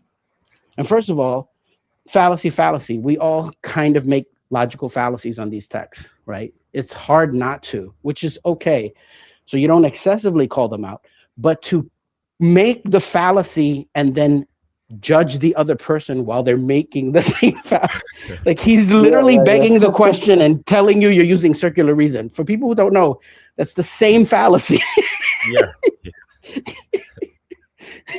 It's like, man, we're not even having an honest discussion here, Yeah. Like, Yeah. He's saying stay in Daniel 8. Why go to other places? Yeah, it's fine. No problem. yeah, Veritas jumping up. He might be at work. Because are you debating them on the ninth, or are you debating Abe? I think it's Abe. Abe. Yeah. I have no clue who Abe can bring. I Yeah. told Abe he can bring all his friends or just him, doesn't matter to me. So I have no idea. He doesn't, Abe's a nice enough guy, but he does not communicate that well. So I have no idea. Yeah, you're going to find it a little bit cringe, the whole interaction, maybe. Yeah. I just want his listeners to hear what I have to say. Because I don't think Abe will really interact. Yeah, he will probably use ChatGPT to debunk you, but yeah, you'll see. Yeah. It'll be fine. It'll be Daniel 8 and then also be Michael the Archangel is Jesus. Actually, if you've ever seen when he discusses things with you, he is one of the only people I've seen, and this is not a judgment on him. I've just never seen a lot of people do it, where he is literally on his phone in the call, and I realize what he's doing is he's half typing and half letting ChatGPT listen to help craft his responses. That is an assumption. I can't see his screen, but I saw it when he does it with Mike. I seen him when he do it with others. You see him constantly typing, and then he looks, he reads, and then he answers. Which, you know what? Whatever. I think we all know he's made some big assumptions on ChatGPT, but it's like,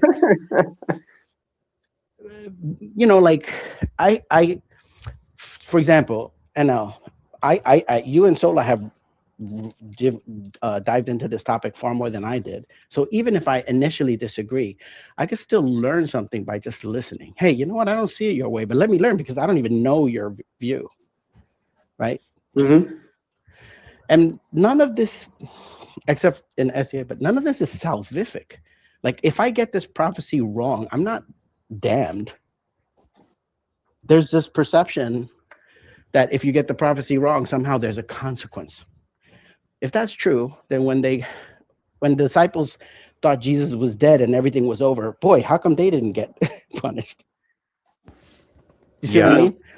Yeah, that's an important point because with the SDAs, you can't really disagree with them on Daniel, especially the Daniel 8. You cannot disagree with them on it.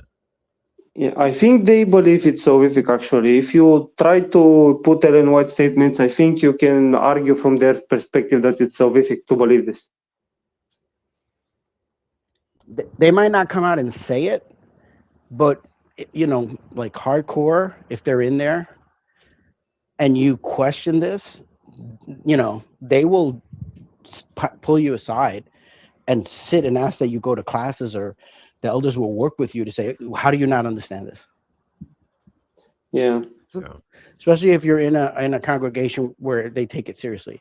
Because if you're in a church, you're going to hear aspects of what they talked about today at least a third of the year, if not half. I see there's like 5 minutes left on this video. Was there any more points that were made? I'm not sure. I don't recall. What did I say? Okay, just play it out. Let's see. Yeah.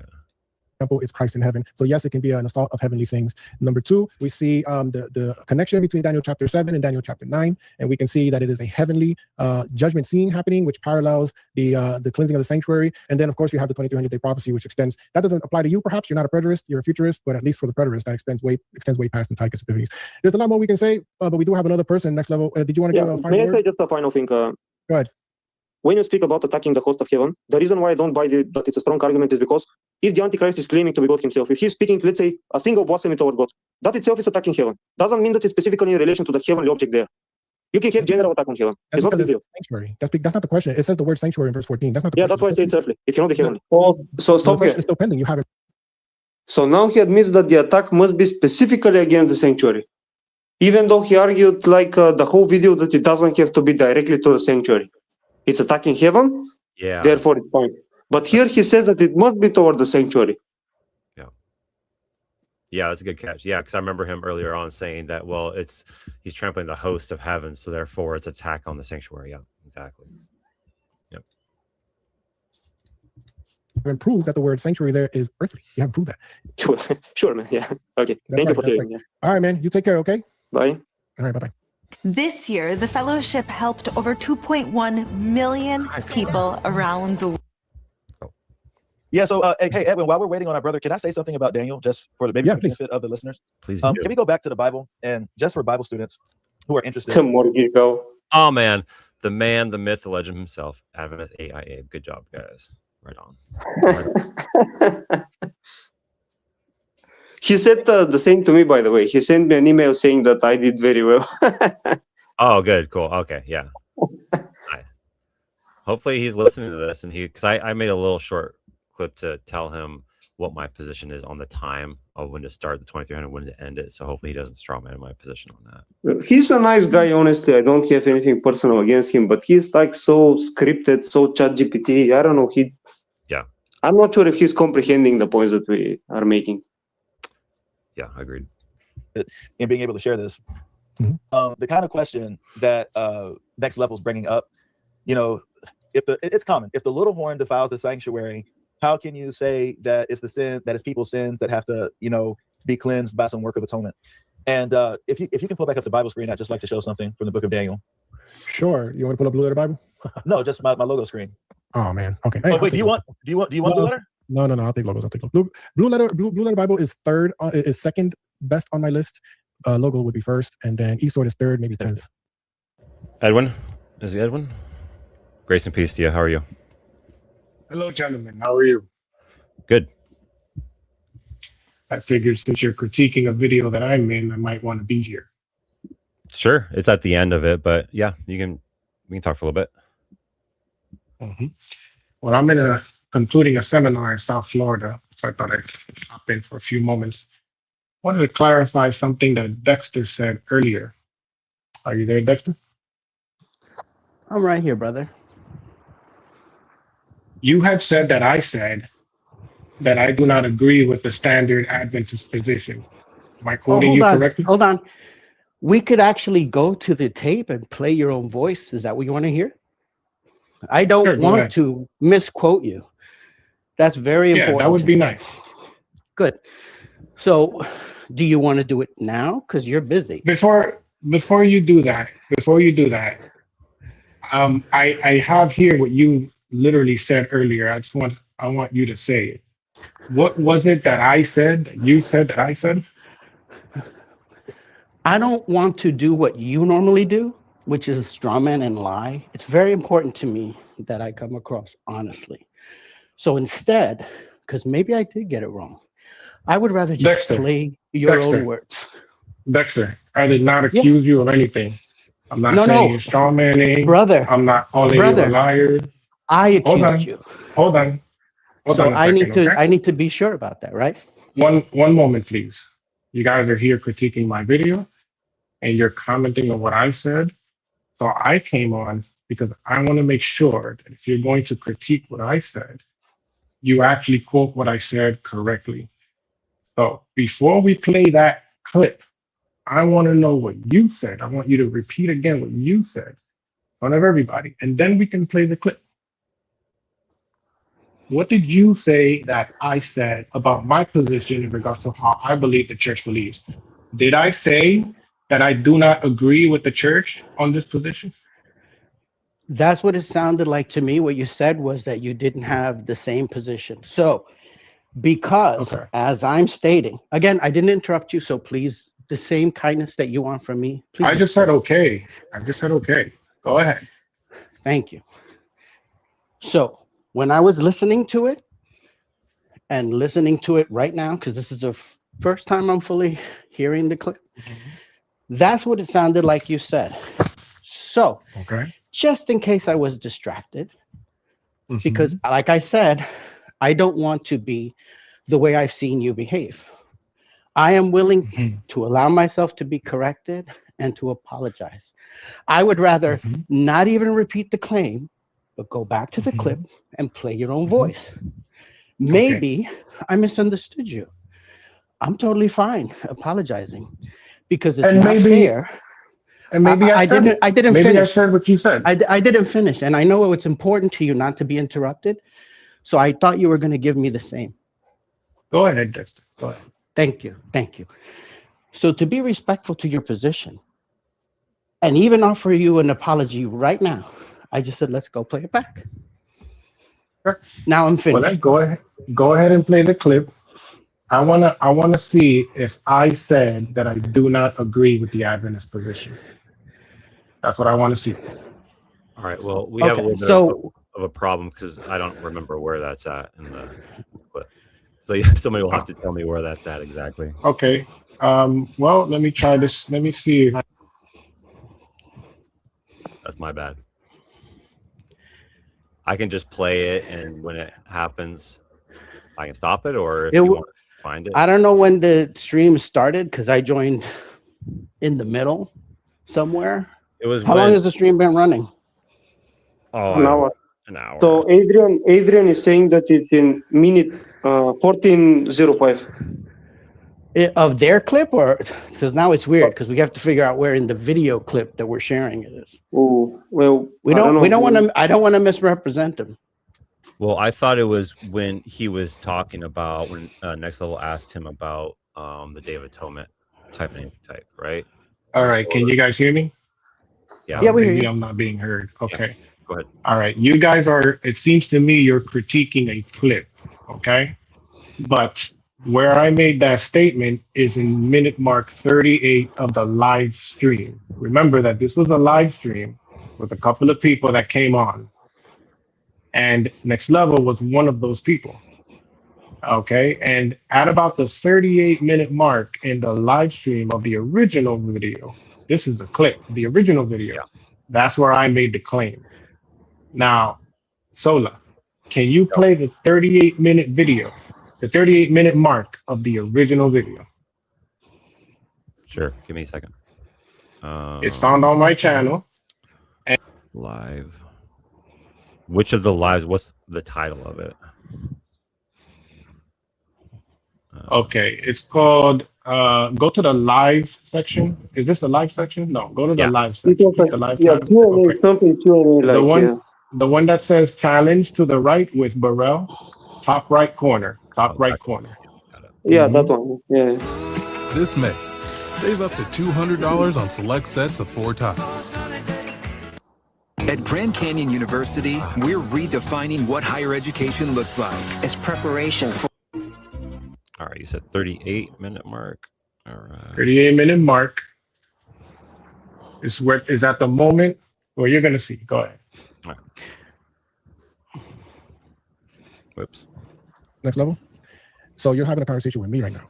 So you take my words and what I'm saying. Okay. All right. I did not mention any of that, though I'm not saying I disagree with that. I'm mentioning things I want you to respond to. Pause right there. Pause right there. Dexter, did you hear where I said, though I'm not saying I disagree with that? I'm not sure that's the point I'm referring to, Edwin. Well, that's the point where Next Level had brought up what the standard. You might want to go back a few more seconds so that he can see it, Sola. But that is the point where Next Level said this is what your scholars teach.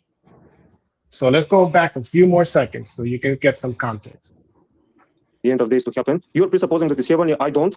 But still, you cannot explain how verse 14 specifically is magically taken to support Yom Kippur SDA theology when the context is just for Delta Core. That's what I cannot understand. Okay, so first of all, you didn't even ask me if Yom Kippur. I didn't mention that at all.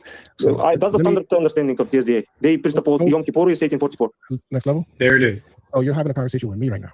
So you take my words and what I'm saying. Okay. All right. I did not mention any of that, though. I'm not saying I disagree with that. I'm mentioning things that pause right there. Pause right there.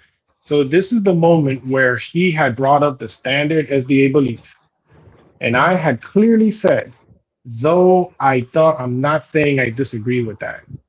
You took that to mean that I said that I don't agree with the standard SDA position, and therefore I am in open contradiction to what Burrell said and what the church says, and therefore you said, well, if it was you having the conversation with me, you would have stopped the conversation right there. That's what you said. That's a great point, Edwin, because as an elder, if you were on any recording stating you disagreed with the official position, there would be serious consequences. So you would have to quickly come up and reframe that. You make a very good point. So what you're going to do now is you're going to apply some sort of tactful, deceptive, you're going to make me look bad. You're going to say that I'm face saving when you can't just take my words clearly the way I said it, the same way critics typically do to scripture. They can't just take it as it reads. You got to take what I'm saying, you got to twist it, and then you got to call me a liar, a deceiver, like you did when I hopped onto the stream first. You said, I'm not a liar like you, right? You got to do all of that. You can't just take the words that came directly from my mouth, okay? You can't do that, right? And let me tell you guys something, all right?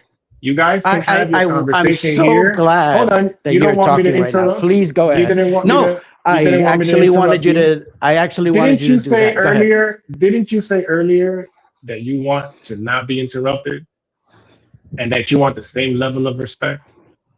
And here you are interrupting again, and you're going to interrupt again. Actually, and here we go again. Yeah, I did, and then you said it again because you agree. Great. Right? Go ahead. Right. So here's what we can do, Dexter. I'm going to give you a proposition because it seems to me that out of all three of you gentlemen here on the panel, you are the one that's a bit more assertive here, more bold. You're making assertions about what I said. You're taking what I say, you're making it say something else. And when I come and explain and show you the evidence of what I said, you say, no, that's you basically face saving. You have to just save yourself because you're an elder in the church. All right, Dexter, why don't we do something, you and I? Why don't you come to the live stream next Saturday, you and I? We'll have a conversation, just you and just me. So nobody says there's a gang up on anybody. Nobody says anything, okay? You and I can have a conversation. We can talk about this, and then we can go directly into this text or any other text of the Bible that you want to talk about. Anything you disagree with Seventh-day Adventism. You tell me now if you want to do that, and we'll set it up. And then what we can do, it's all out in the air. Everybody can see it. Okay. And nobody can turn around and say, he said, she said, because now it's all recorded and it can't be twisted. So you can twist things when I'm not here, but when I show up like I did right now and I show you the evidence, you can't twist it. You see. So you're not going to be able to do that on my life. You can do it here, but you're not going to do it there. So what do you say? You want to do that? Are you finished? There's a reason why I paused and asked the question. Well, you had paused several times in the live stream and scolded. And when I interrupted you, it was because you had interrupted me.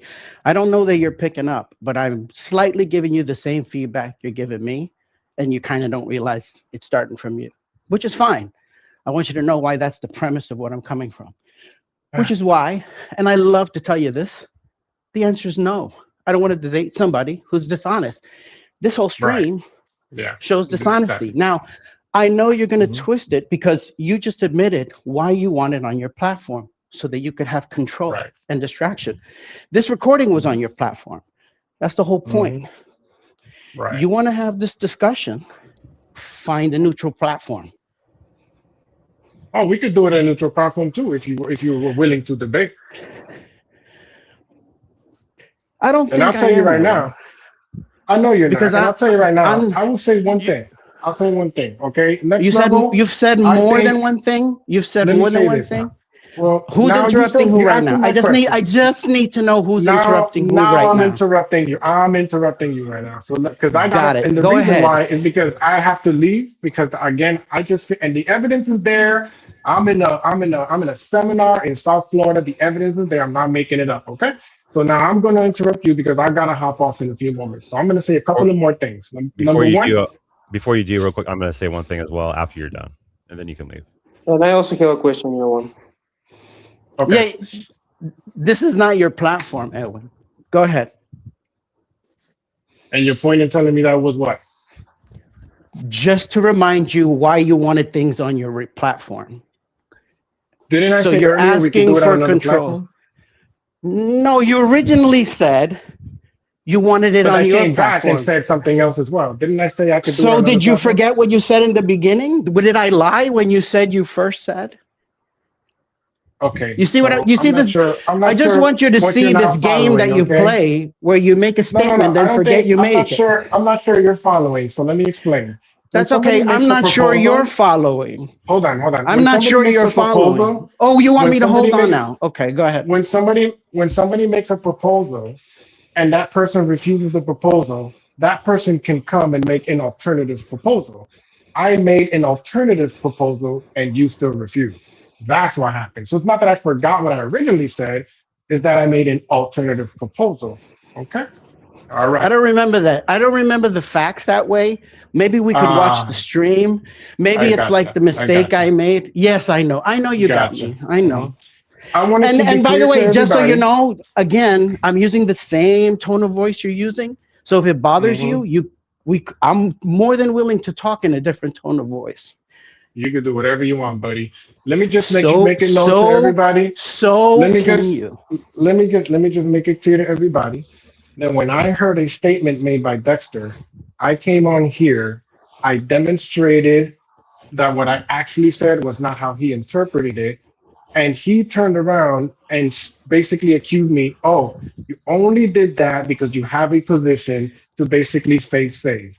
This is an example so that everybody can see of how it works among, and I won't say all the critics, but among many critics. It doesn't matter how much evidence you show. It doesn't matter what you say. They will always find one way or another to still make the accusation, sadly. Now, I will commend Next Level for being bold enough and assertive enough and a big boy to come to a hostile environment with two people on my channel and have a discussion.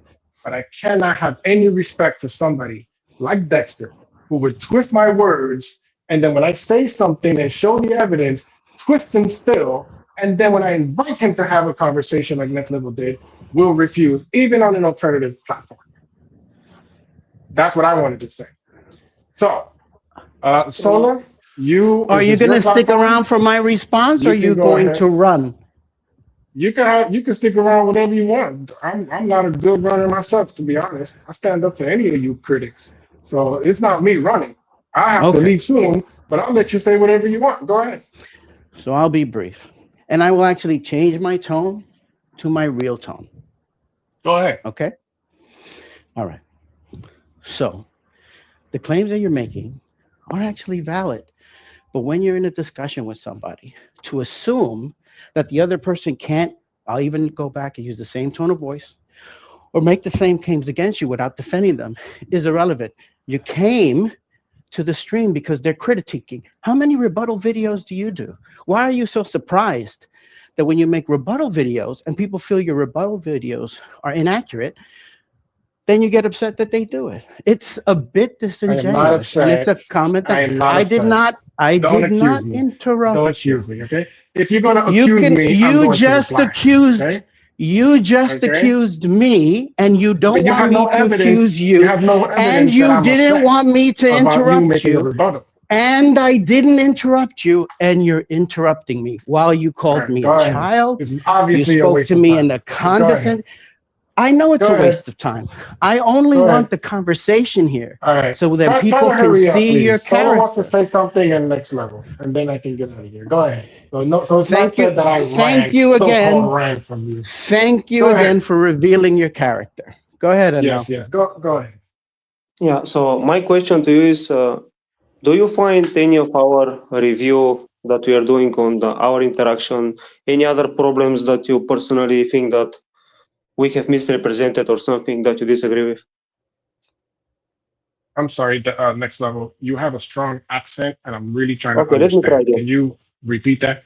So, do you find any additional problems in our review of this discussion? Do you find anything said in the video that What? kind of misrepresented your position or so? Okay, so just to explain, I got wind of this response you guys were doing in the moment where I was packing up all my stuff out of the place where I'm staying at in this seminar, and I heard only the portion that Dexter was saying, and I waited like a good at least 10 minutes to continue to listen to make sure I was not going to misrepresent him, and that's why I have here what he said, and that's why I came on. So if you're Okay. asking me if there's any other thing that was misrepresented, I don't know because I have not heard. Okay. Sure. So what I'm going to do is I'm going to go back and listen to this, and I would hope and pray to God that none of you other two fine gentlemen do the same thing that this critic Dexter did, and that you would take my words at face value and what I said. If you're happy to disagree doctrinally, we can disagree with that. But don't misrepresent my words. Don't accuse me of something and then create a whole scenario out of it, because I think that's unfair and I don't think that's right. Okay? So I'll go back and I'll listen to it. And then if I have a theological disagreement, we can either have a conversation about it or I'll make my own response. That's my Okay. answer to you. If you think that you have been misrepresented even on a personal level, still tell us about it and invite me next week or whatever, whenever you're streaming, we can discuss it. If you have any objections. Very good. And I appreciate that. Sola, you wanted to say something? So I got to get out of here before this guy accuses me of running again. Go ahead. Yeah.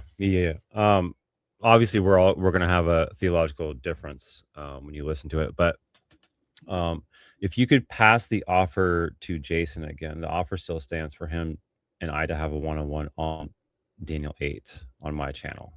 Mm-hmm. Or if he's not interested in coming to my channel, which is fine, I'll be on Abe's channel on the 9th. And if Abe allows him to, he can join there and he can talk with me on there.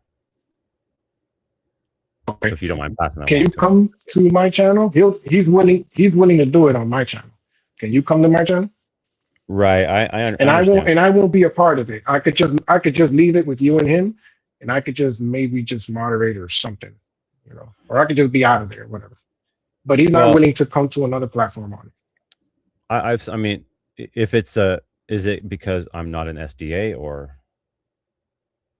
I don't know. And I'm not gonna pass judgment on that. I have no idea. He has good reasons, I'm sure. But here's a thing of mine. It's not typical even for me to go on another channel. Right? It's not something I generally want to do. It's a bit awkward for me. I don't like it.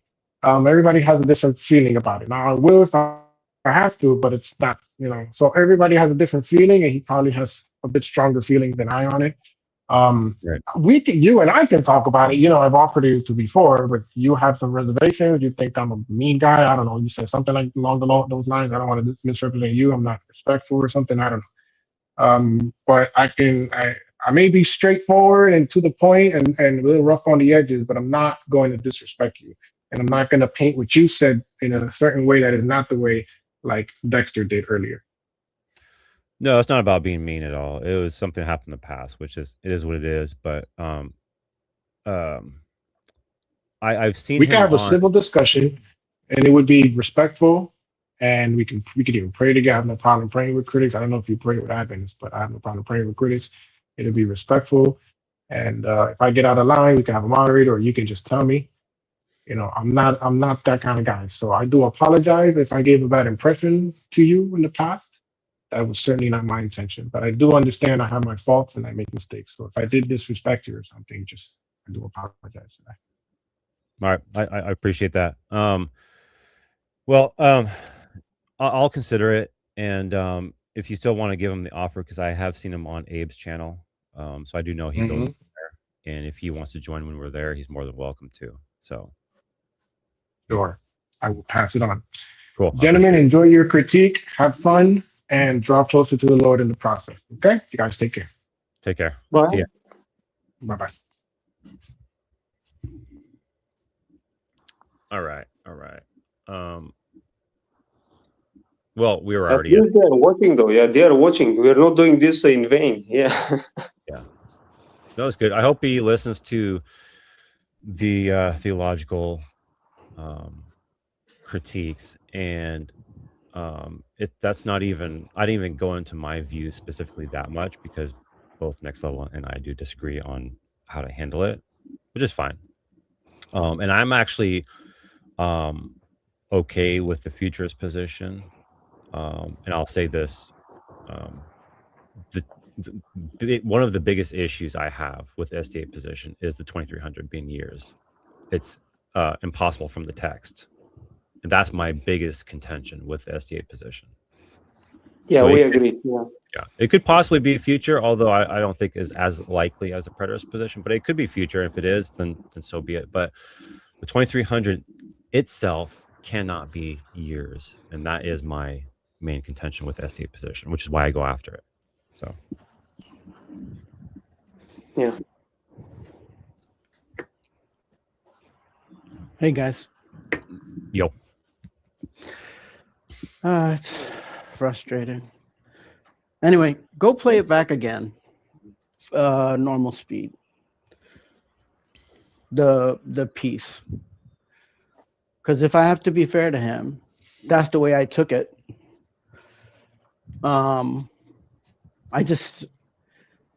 It's interesting how I just enjoyed the interaction just to kind of reveal the character. So I was a little bit confrontational, only because I measured the response that he was given, just to let people see, oh, okay, this is how it really is. This is how it really is. Right. That's all I wanted. I'm sure he thinks he's right, which is fine, but I don't think he realized what I wanted to do, which was just reveal who he was. But I do want to play that back to make sure, because the way I did take that claim was that he sidestepped saying that he was supporting it. Maybe he said it in a way that he could, which is a very interesting way to say it. He could have just said, I support the position. Yeah. While we were searching, I will say for the interaction, in my opinion, generally, it was well-mannered or behaved in general. But the only problem I have when it comes to conduct and behavior, when you're responding to people, and that it's not really on Edwin, it was on the other guy, I forgot his name. You know what? And now, I love you. Since it's just us now, why don't you tell me what I could have done better? This way, if anything gets directed, so that anything gets directed, it could be directed at me, and then they won't say, oh, you talked about us behind our back to you. They respect you, they disagree with you. They respect you, they disagree with Sola. So here's a chance for me to grow and just listen to feedback on my own behavior, regardless of how someone else acted. Well, so before feedback for you, I want to say for the other guy, what's his name? The other guy, what's his name next to Edwin that I spoke with? Burrell? Pastor Burrell.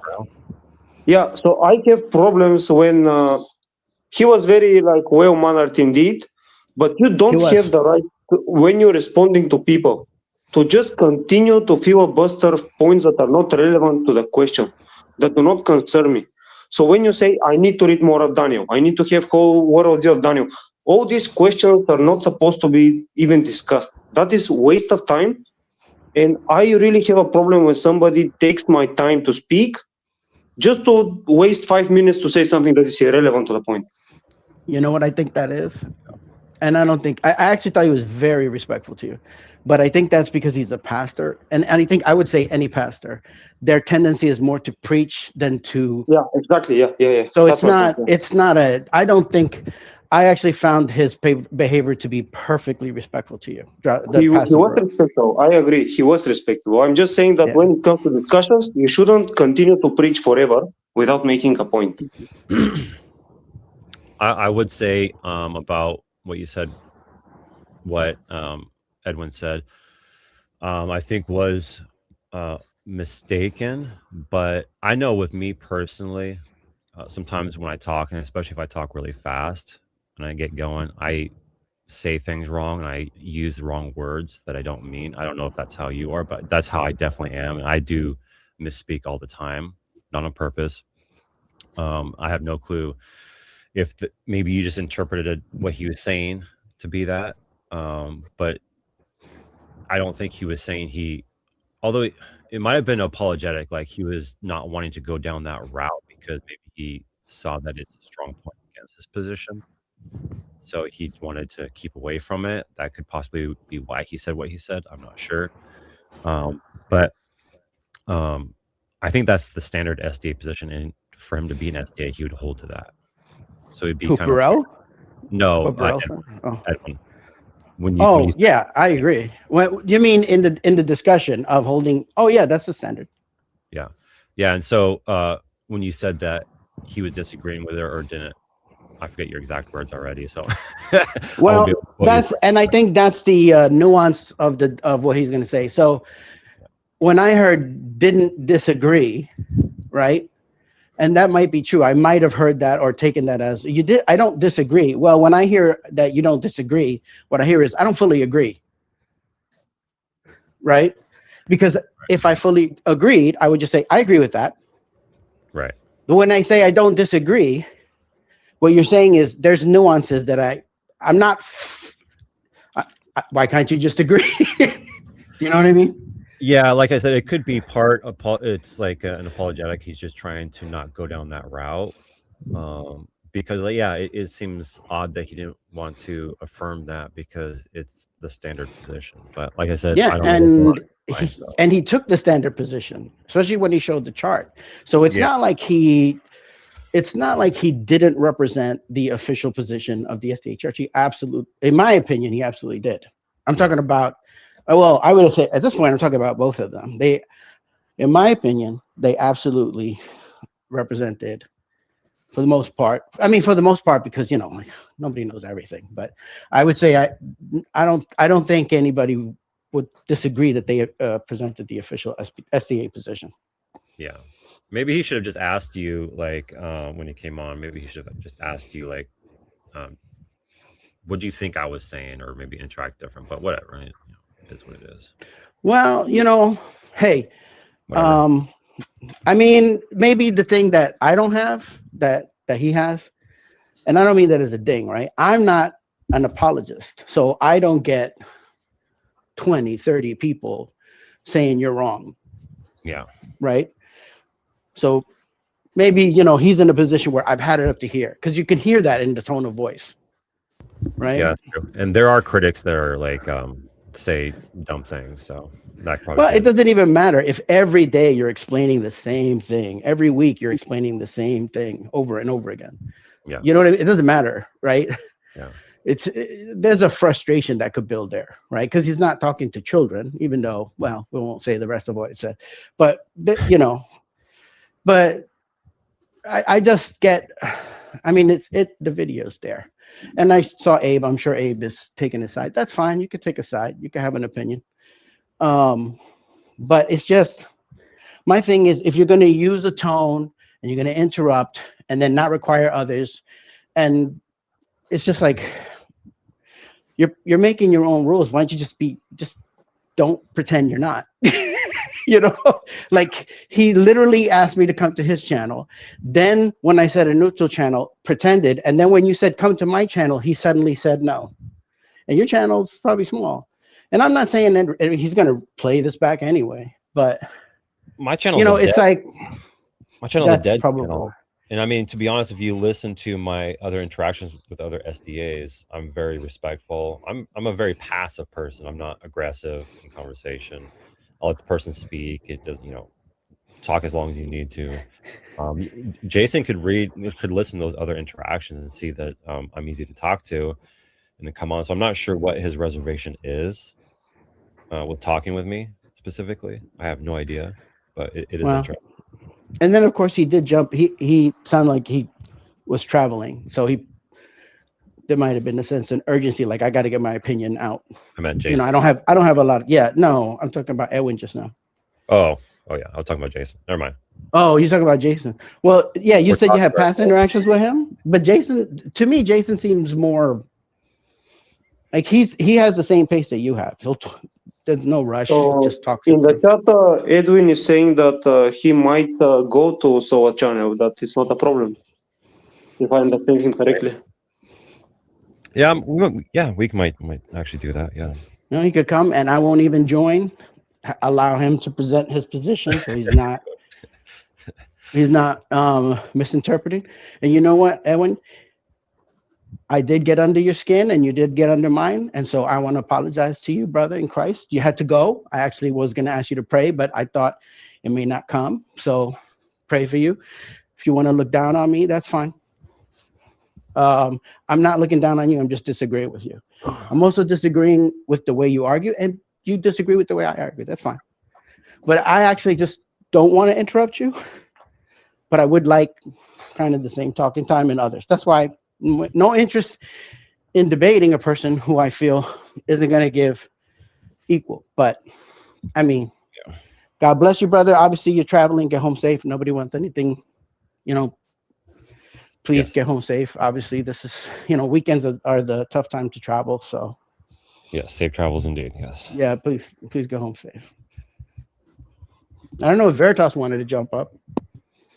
Yeah, I just wanted to make a comment. I heard you guys go back and forth. Dexter, you've heard me debate before, right, on CK's channel?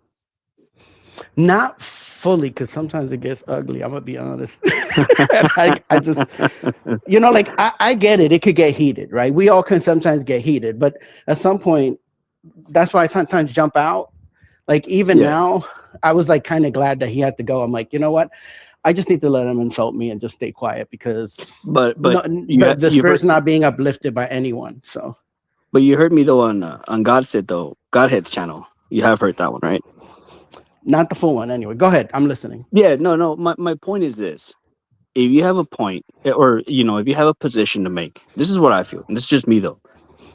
If you have a position to make, and somebody comes over here just to try and disprove you with passion, or in this case, with argumentative, encounters or anger, then just know that you've already won that position. So my thing to you is this: you don't have to apologize for making your point. Yeah, I get that arguments are gonna happen, and heated emotion on it, but you don't have to apologize for being you. That's what I'm saying. My point about CK's channel and Godheads is that even if I get heated, I'll never apologize for me getting heated. For one, because I won't disrespect people, but that's just me because I've encountered this stuff so much that I just don't have to.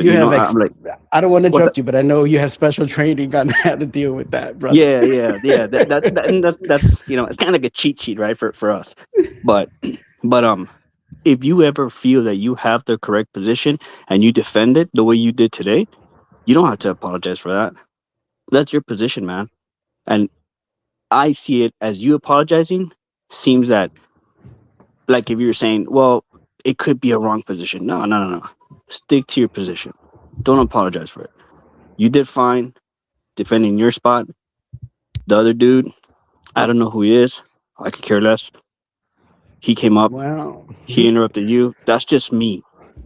And that's just how I see it, I think Edwin was frustrated at what he thought was being misrepresented, and especially if he is an elder of his church or in leadership, Don't say it. I said it. Don't say it. Just stop Yeah. right there. Yeah. So, that's probably why he came on and wanted to confront that. But, yeah. I mean, it could be, it could be, but I heard the playback, and when it's worded in that sense, it's natural to get confused. Now, if they don't defend it, then that's an additional thing to the confusion, which he Right. didn't do.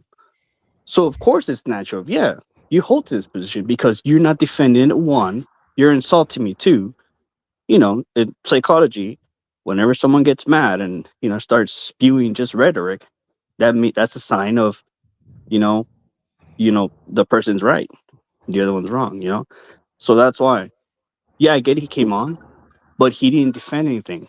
All he did was argue. So how does that look in somebody? Because Right. at the end of the day, it doesn't matter. I still got to hold myself to the standard of Christ. So yeah, I could be sarcastic, I could be funny. I could be a little, there's playful banter, rough banter in these discussions.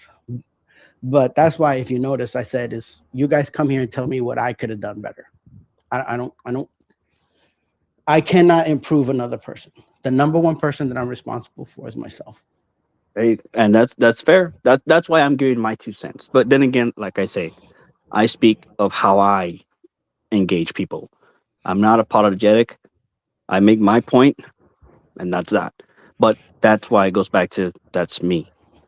You, like you say, you're right. At the end of the day, you're responsible for you, and that's it. If you felt bad, okay, well, you felt bad. That's good. But Exactly. you still made a good point. You still made a good point, and you shouldn't be apologetic for making a good point. That's what I'm saying.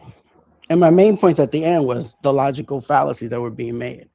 There was a lot of assumptions being brought to the text. There's predispositions. They're taking a claim and trying to make the other.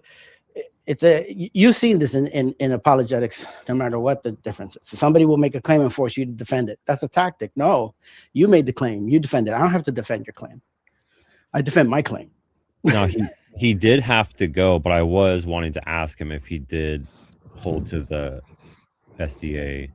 No, he did. He said he did. And by the way, look at what he defended. It was the SDA position. Yeah. So maybe it's just the way he. You know what? If it hadn't come confrontational, we could have both just said, okay, it's a misunderstanding. Maybe that's what it was, right? But if forget about, even if he never came on, I think we all just said he defended the standard SDA position. So I don't think, which was my point at the end. I'm like, I don't know why he said that when it was the standard SDA position. Yeah, that was like my misunderstanding. Yeah, after he confirmed it, when I was going to ask him, and I was then going to ask him, so then why did you word it the way you did? Because I'm kind of curious, because it seems like it could be an apologetic type of tactic to want to keep on your strong points and not address the strong point against your position. Yeah, I'm not an apologetic. I'm a member, former member, who just read scripture and found a lot of holes. Just flat out reading of the text. Well, I'm glad you opened your eyes, Dexter. I'm glad you did. Yeah, that's probably why I don't do good in these discussions, Veritas, because I'm not a debater. I'm just a guy who reads the scripture and be like, yeah, no, this doesn't match up. I was hoping that Abe would come on, because I saw he was in the chat. I was hoping he'd come on. I gave him the link, but he didn't join up. So he ain't gonna come on here, dude. It would be tough to defend your position here. I have never seen Abe go to other channels, honestly, to speak. Indeed, he only seems to speak on his channel. That's sure. To be fair. To be fair, he did come to Mike's channel. Yep. He did, and he came on the open mic. Coincident. It's funny. Open mic to Mike. Excuse me. Was it just him? Was it just him that went to Mike's channel? Was it he? Yeah. Yeah. I forgot about that. He came on his own. There was some audio issues, so there was like a 5-minute. We were trying to figure out what was going on with the audio. I don't know what that was. That was just a technical issue. That was a weird. It wasn't him. That was just some technical thing going on. But he came on. So he even give him credit. Actually, yeah. And he was He was very respectful. I mean, they didn't agree, obviously. And I'll tell you, I thought Mike cut him off too early. Agreed. I haven't seen. I mean, I don't watch these folks. I know Next Level has heard me debate, and he knows I won't apologize. I'll make my point. That's it. Yeah. But besides the point. But he came on. He was very respectful. So go ahead. Sorry. No, I was gonna tell you. I know you and I go back in Latin. Dude, I cheat. You know that, right? I'm using like translate. I'm laughing when you're saying it. You know, like, oh, okay, I got you. So there's a phrase that you should apply, not apply, but just learn it. That apply to you here. It's called ludo mentis aciem. Ludo mentis aciem. What it means is I play mind games. That's what I believe happened today. Mind games. Oh, I didn't. So, I wasn't. No, not you. Not you. No, not you. Not you. Oh, no. I was like, oh my gosh, is that how I literally, you heard my tone of voice saying, oh my gosh, is that what it came? Because literally I'm thinking, oh, is that what he thought I was doing to him? Oh, dude, you made me feel so terrible, right? My bad. No, not you. No, not you at all. Not you.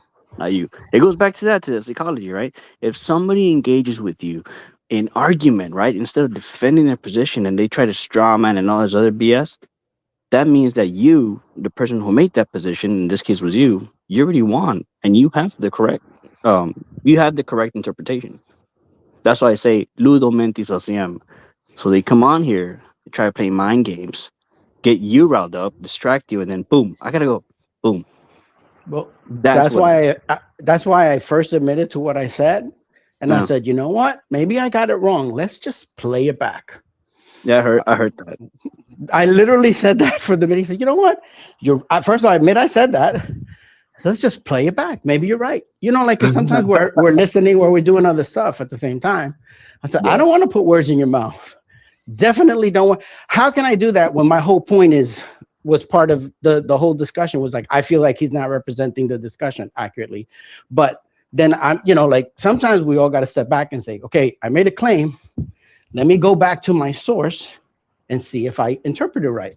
And even if we disagree on the interpretation, like, hey, I heard that and that's how I took it. Well, that's not how I meant it. All right, well then that's that. Yeah. To be fair though, these guys do make absurd positions, and then they recant them quick. Like when I went on and I talked, right? I'm quoting this. I talked to Abe regarding Michael and Jesus Christ. Then his girlfriend or his boyfriend Taylor comes on, and then Taylor. Come on. I'm being mean, right? Okay. All right. Well, it's a boy, it's a friend, right? All right. So his friend Taylor comes on. All right. His friend Taylor comes on, right? And then he starts getting upset at me because I said, "You guys believe this because Ellen White said it." Man, that dude went off. But the reason I said that was because I was watching the stream and Abe put that post there, the quote, he put it there. And he said it himself. Yeah, Ellen White says, and he read it. He says, Ellen White says Jesus is Michael. I'm like, but Taylor couldn't see that because he was so offended by what I said. And so he starts going off on me. He's like, what do you say? Oh, it makes you look petty and this and that. I'm like, bro, your buddy just put that quote. I'm not going to bring that lady up. I don't care about that lady. But that's why I used it. And I said that because he put it in the screen. So that's my point. And my point is this, that they'll make things up or they'll say things, then they recant them. Like, no, I didn't say that. So it is fair for you to be under that impression that this guy Edwin made that reference and then he recanted. No, I didn't recant. If I'm going to be fair to him, he didn't recant. I mean, it's on tape. I am even willing to say that's the way I would have understood it. And he could say, that's not how I meant it. But if he's going to be fair to each side, he could say, I could understand why if you didn't just hear the word agree, you might think, oh, there's a reservation. Right? Yeah. But there wasn't. That's just if you're going to be straight neutral to what was said, right? What I heard. If I'm going to be fair, I need to be fair regardless whether the other side to be fair. Because if my whole point is the other side is unfair, and then we're unfair, then anyone somewhere in the middle or leaning towards the middle is just going to see the behavior and be like, oh, this is not fruitful. They're both being dishonest. Why should I take either position? Why should I even change a position? We need to argue the points, not the person. Now, we could call an event, for example, I'm not going to say he's damned or that he's a heretic. I'm just going to say, I think he's wrong on this point. I think I disagree with him on this point. I can even say, I don't feel he represented NL honestly on this point, right? But people are saved by grace. I'm not stepping in. I don't have any authority on salvation. Yeah. I mean, I see what you're saying, and it's a fair analogy. I ain't gonna disagree with that. Yeah, because I learned that from Sola. Sola, he says, remember, you're always arguing with a child of God, no matter what way you look at it. I think it was probably just a misunderstanding, but I hope he didn't come on here to like then make it a clip for his channel to like. If he did, it's fine. I mean, he does it all. I mean, that's what rebuttal videos are. Like, that's what's funny. YouTube is over 25 years old. Do we not know what a rebuttal video is? Does he not make clips rebutting other people? Yeah, but if it was just to like come on to make a little clip because he's like getting the one up on you instead of just coming on here and finding out if it was Who cares? I'm nobody. Yeah. I am no one knows me. The minute they see my name as Dexter Lab, they're gonna laugh me off as a fool. Do I care? Absolutely not.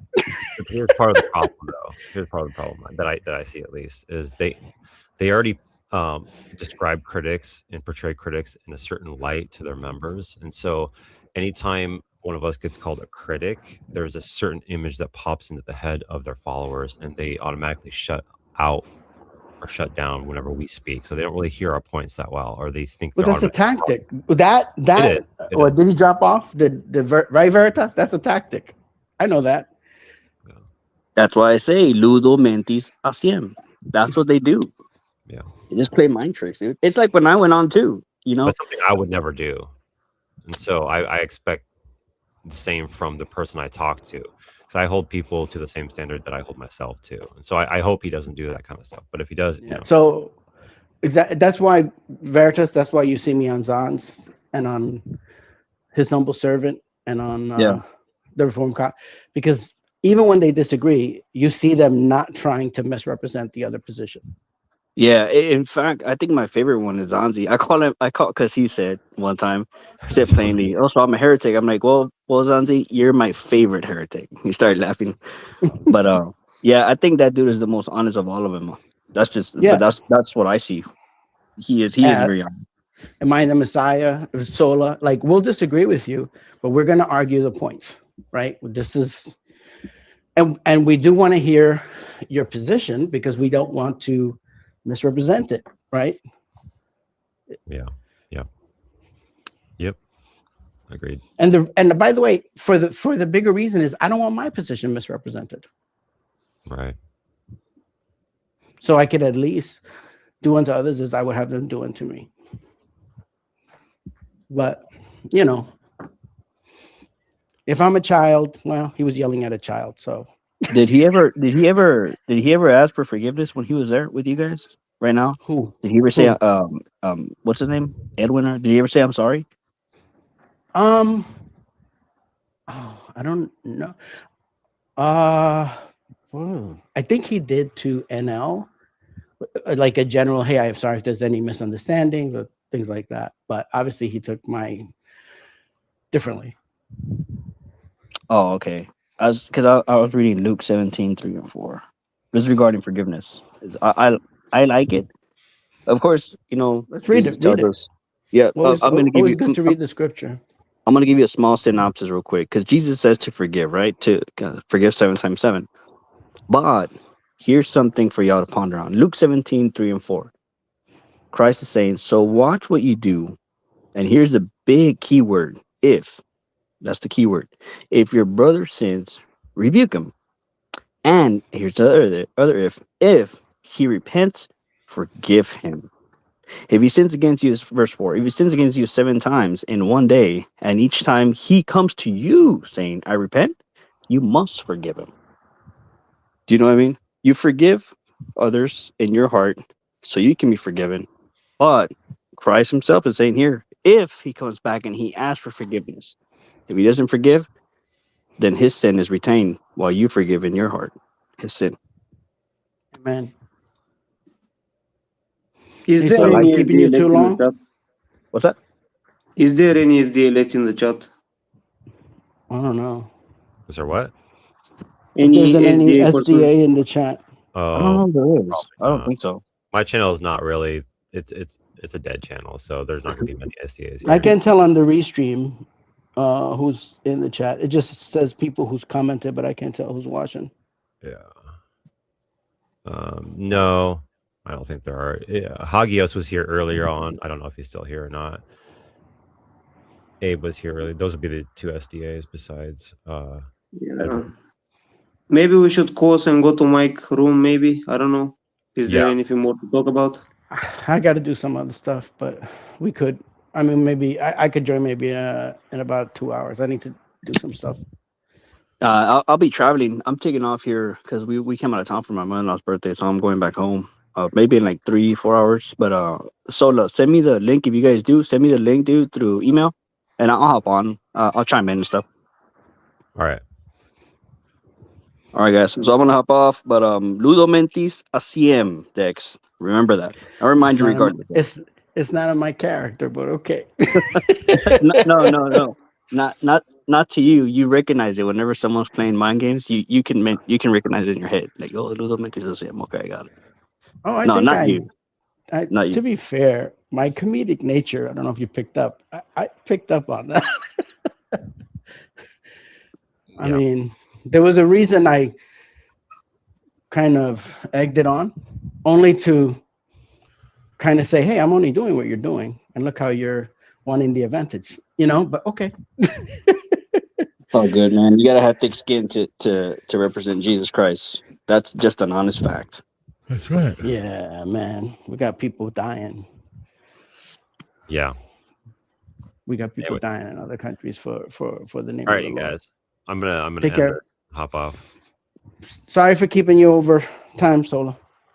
Oh well, hold on. I'm working. Oh, he's back. I'll jump. I'm waiting, guys, so I can't. What is it? I'm working. Oh, he's working. He can't jump. Oh, yeah, he's got a good reason he can't join. Can't. He's listening. Thanks, Abe. Abe. All right, guys. I'm gonna hop off, man. I'll see y'all later. God bless. All right, appreciate you coming on. You got it, brother. Be safe. Take care. God bless. So just to make an announcement, if there is any SDA in general who wants to discuss these topics, you are free to join Mike Discord server. We can talk there as well. Yeah, we talked there as well too. Yep, exactly. Yeah. Don't be running from me, Abe. Come on up. You're more than welcome to. I'm just messing. I'm just joking. You're working. It's all good. I get it. But I will say this, Abe. If our discussion goes good on the 9th, maybe we can do another one on health reform or the scapegoat. Those are the two topics I like to talk about. So my boss sees me. Oops. I would, but my boss sees me. I'm gonna have two problems. Yeah, no, that's fair. That's fair. I'm just joking with you. You're good. But yeah. All right, that was good. Good video, good discussion. I appreciate you coming on and explaining your position a little more. Next level. Yeah, no problem. Thank you for having me. Yeah. All right, everybody. You have a good day or good night, and on your time zone. Grace and peace to everybody, and God bless.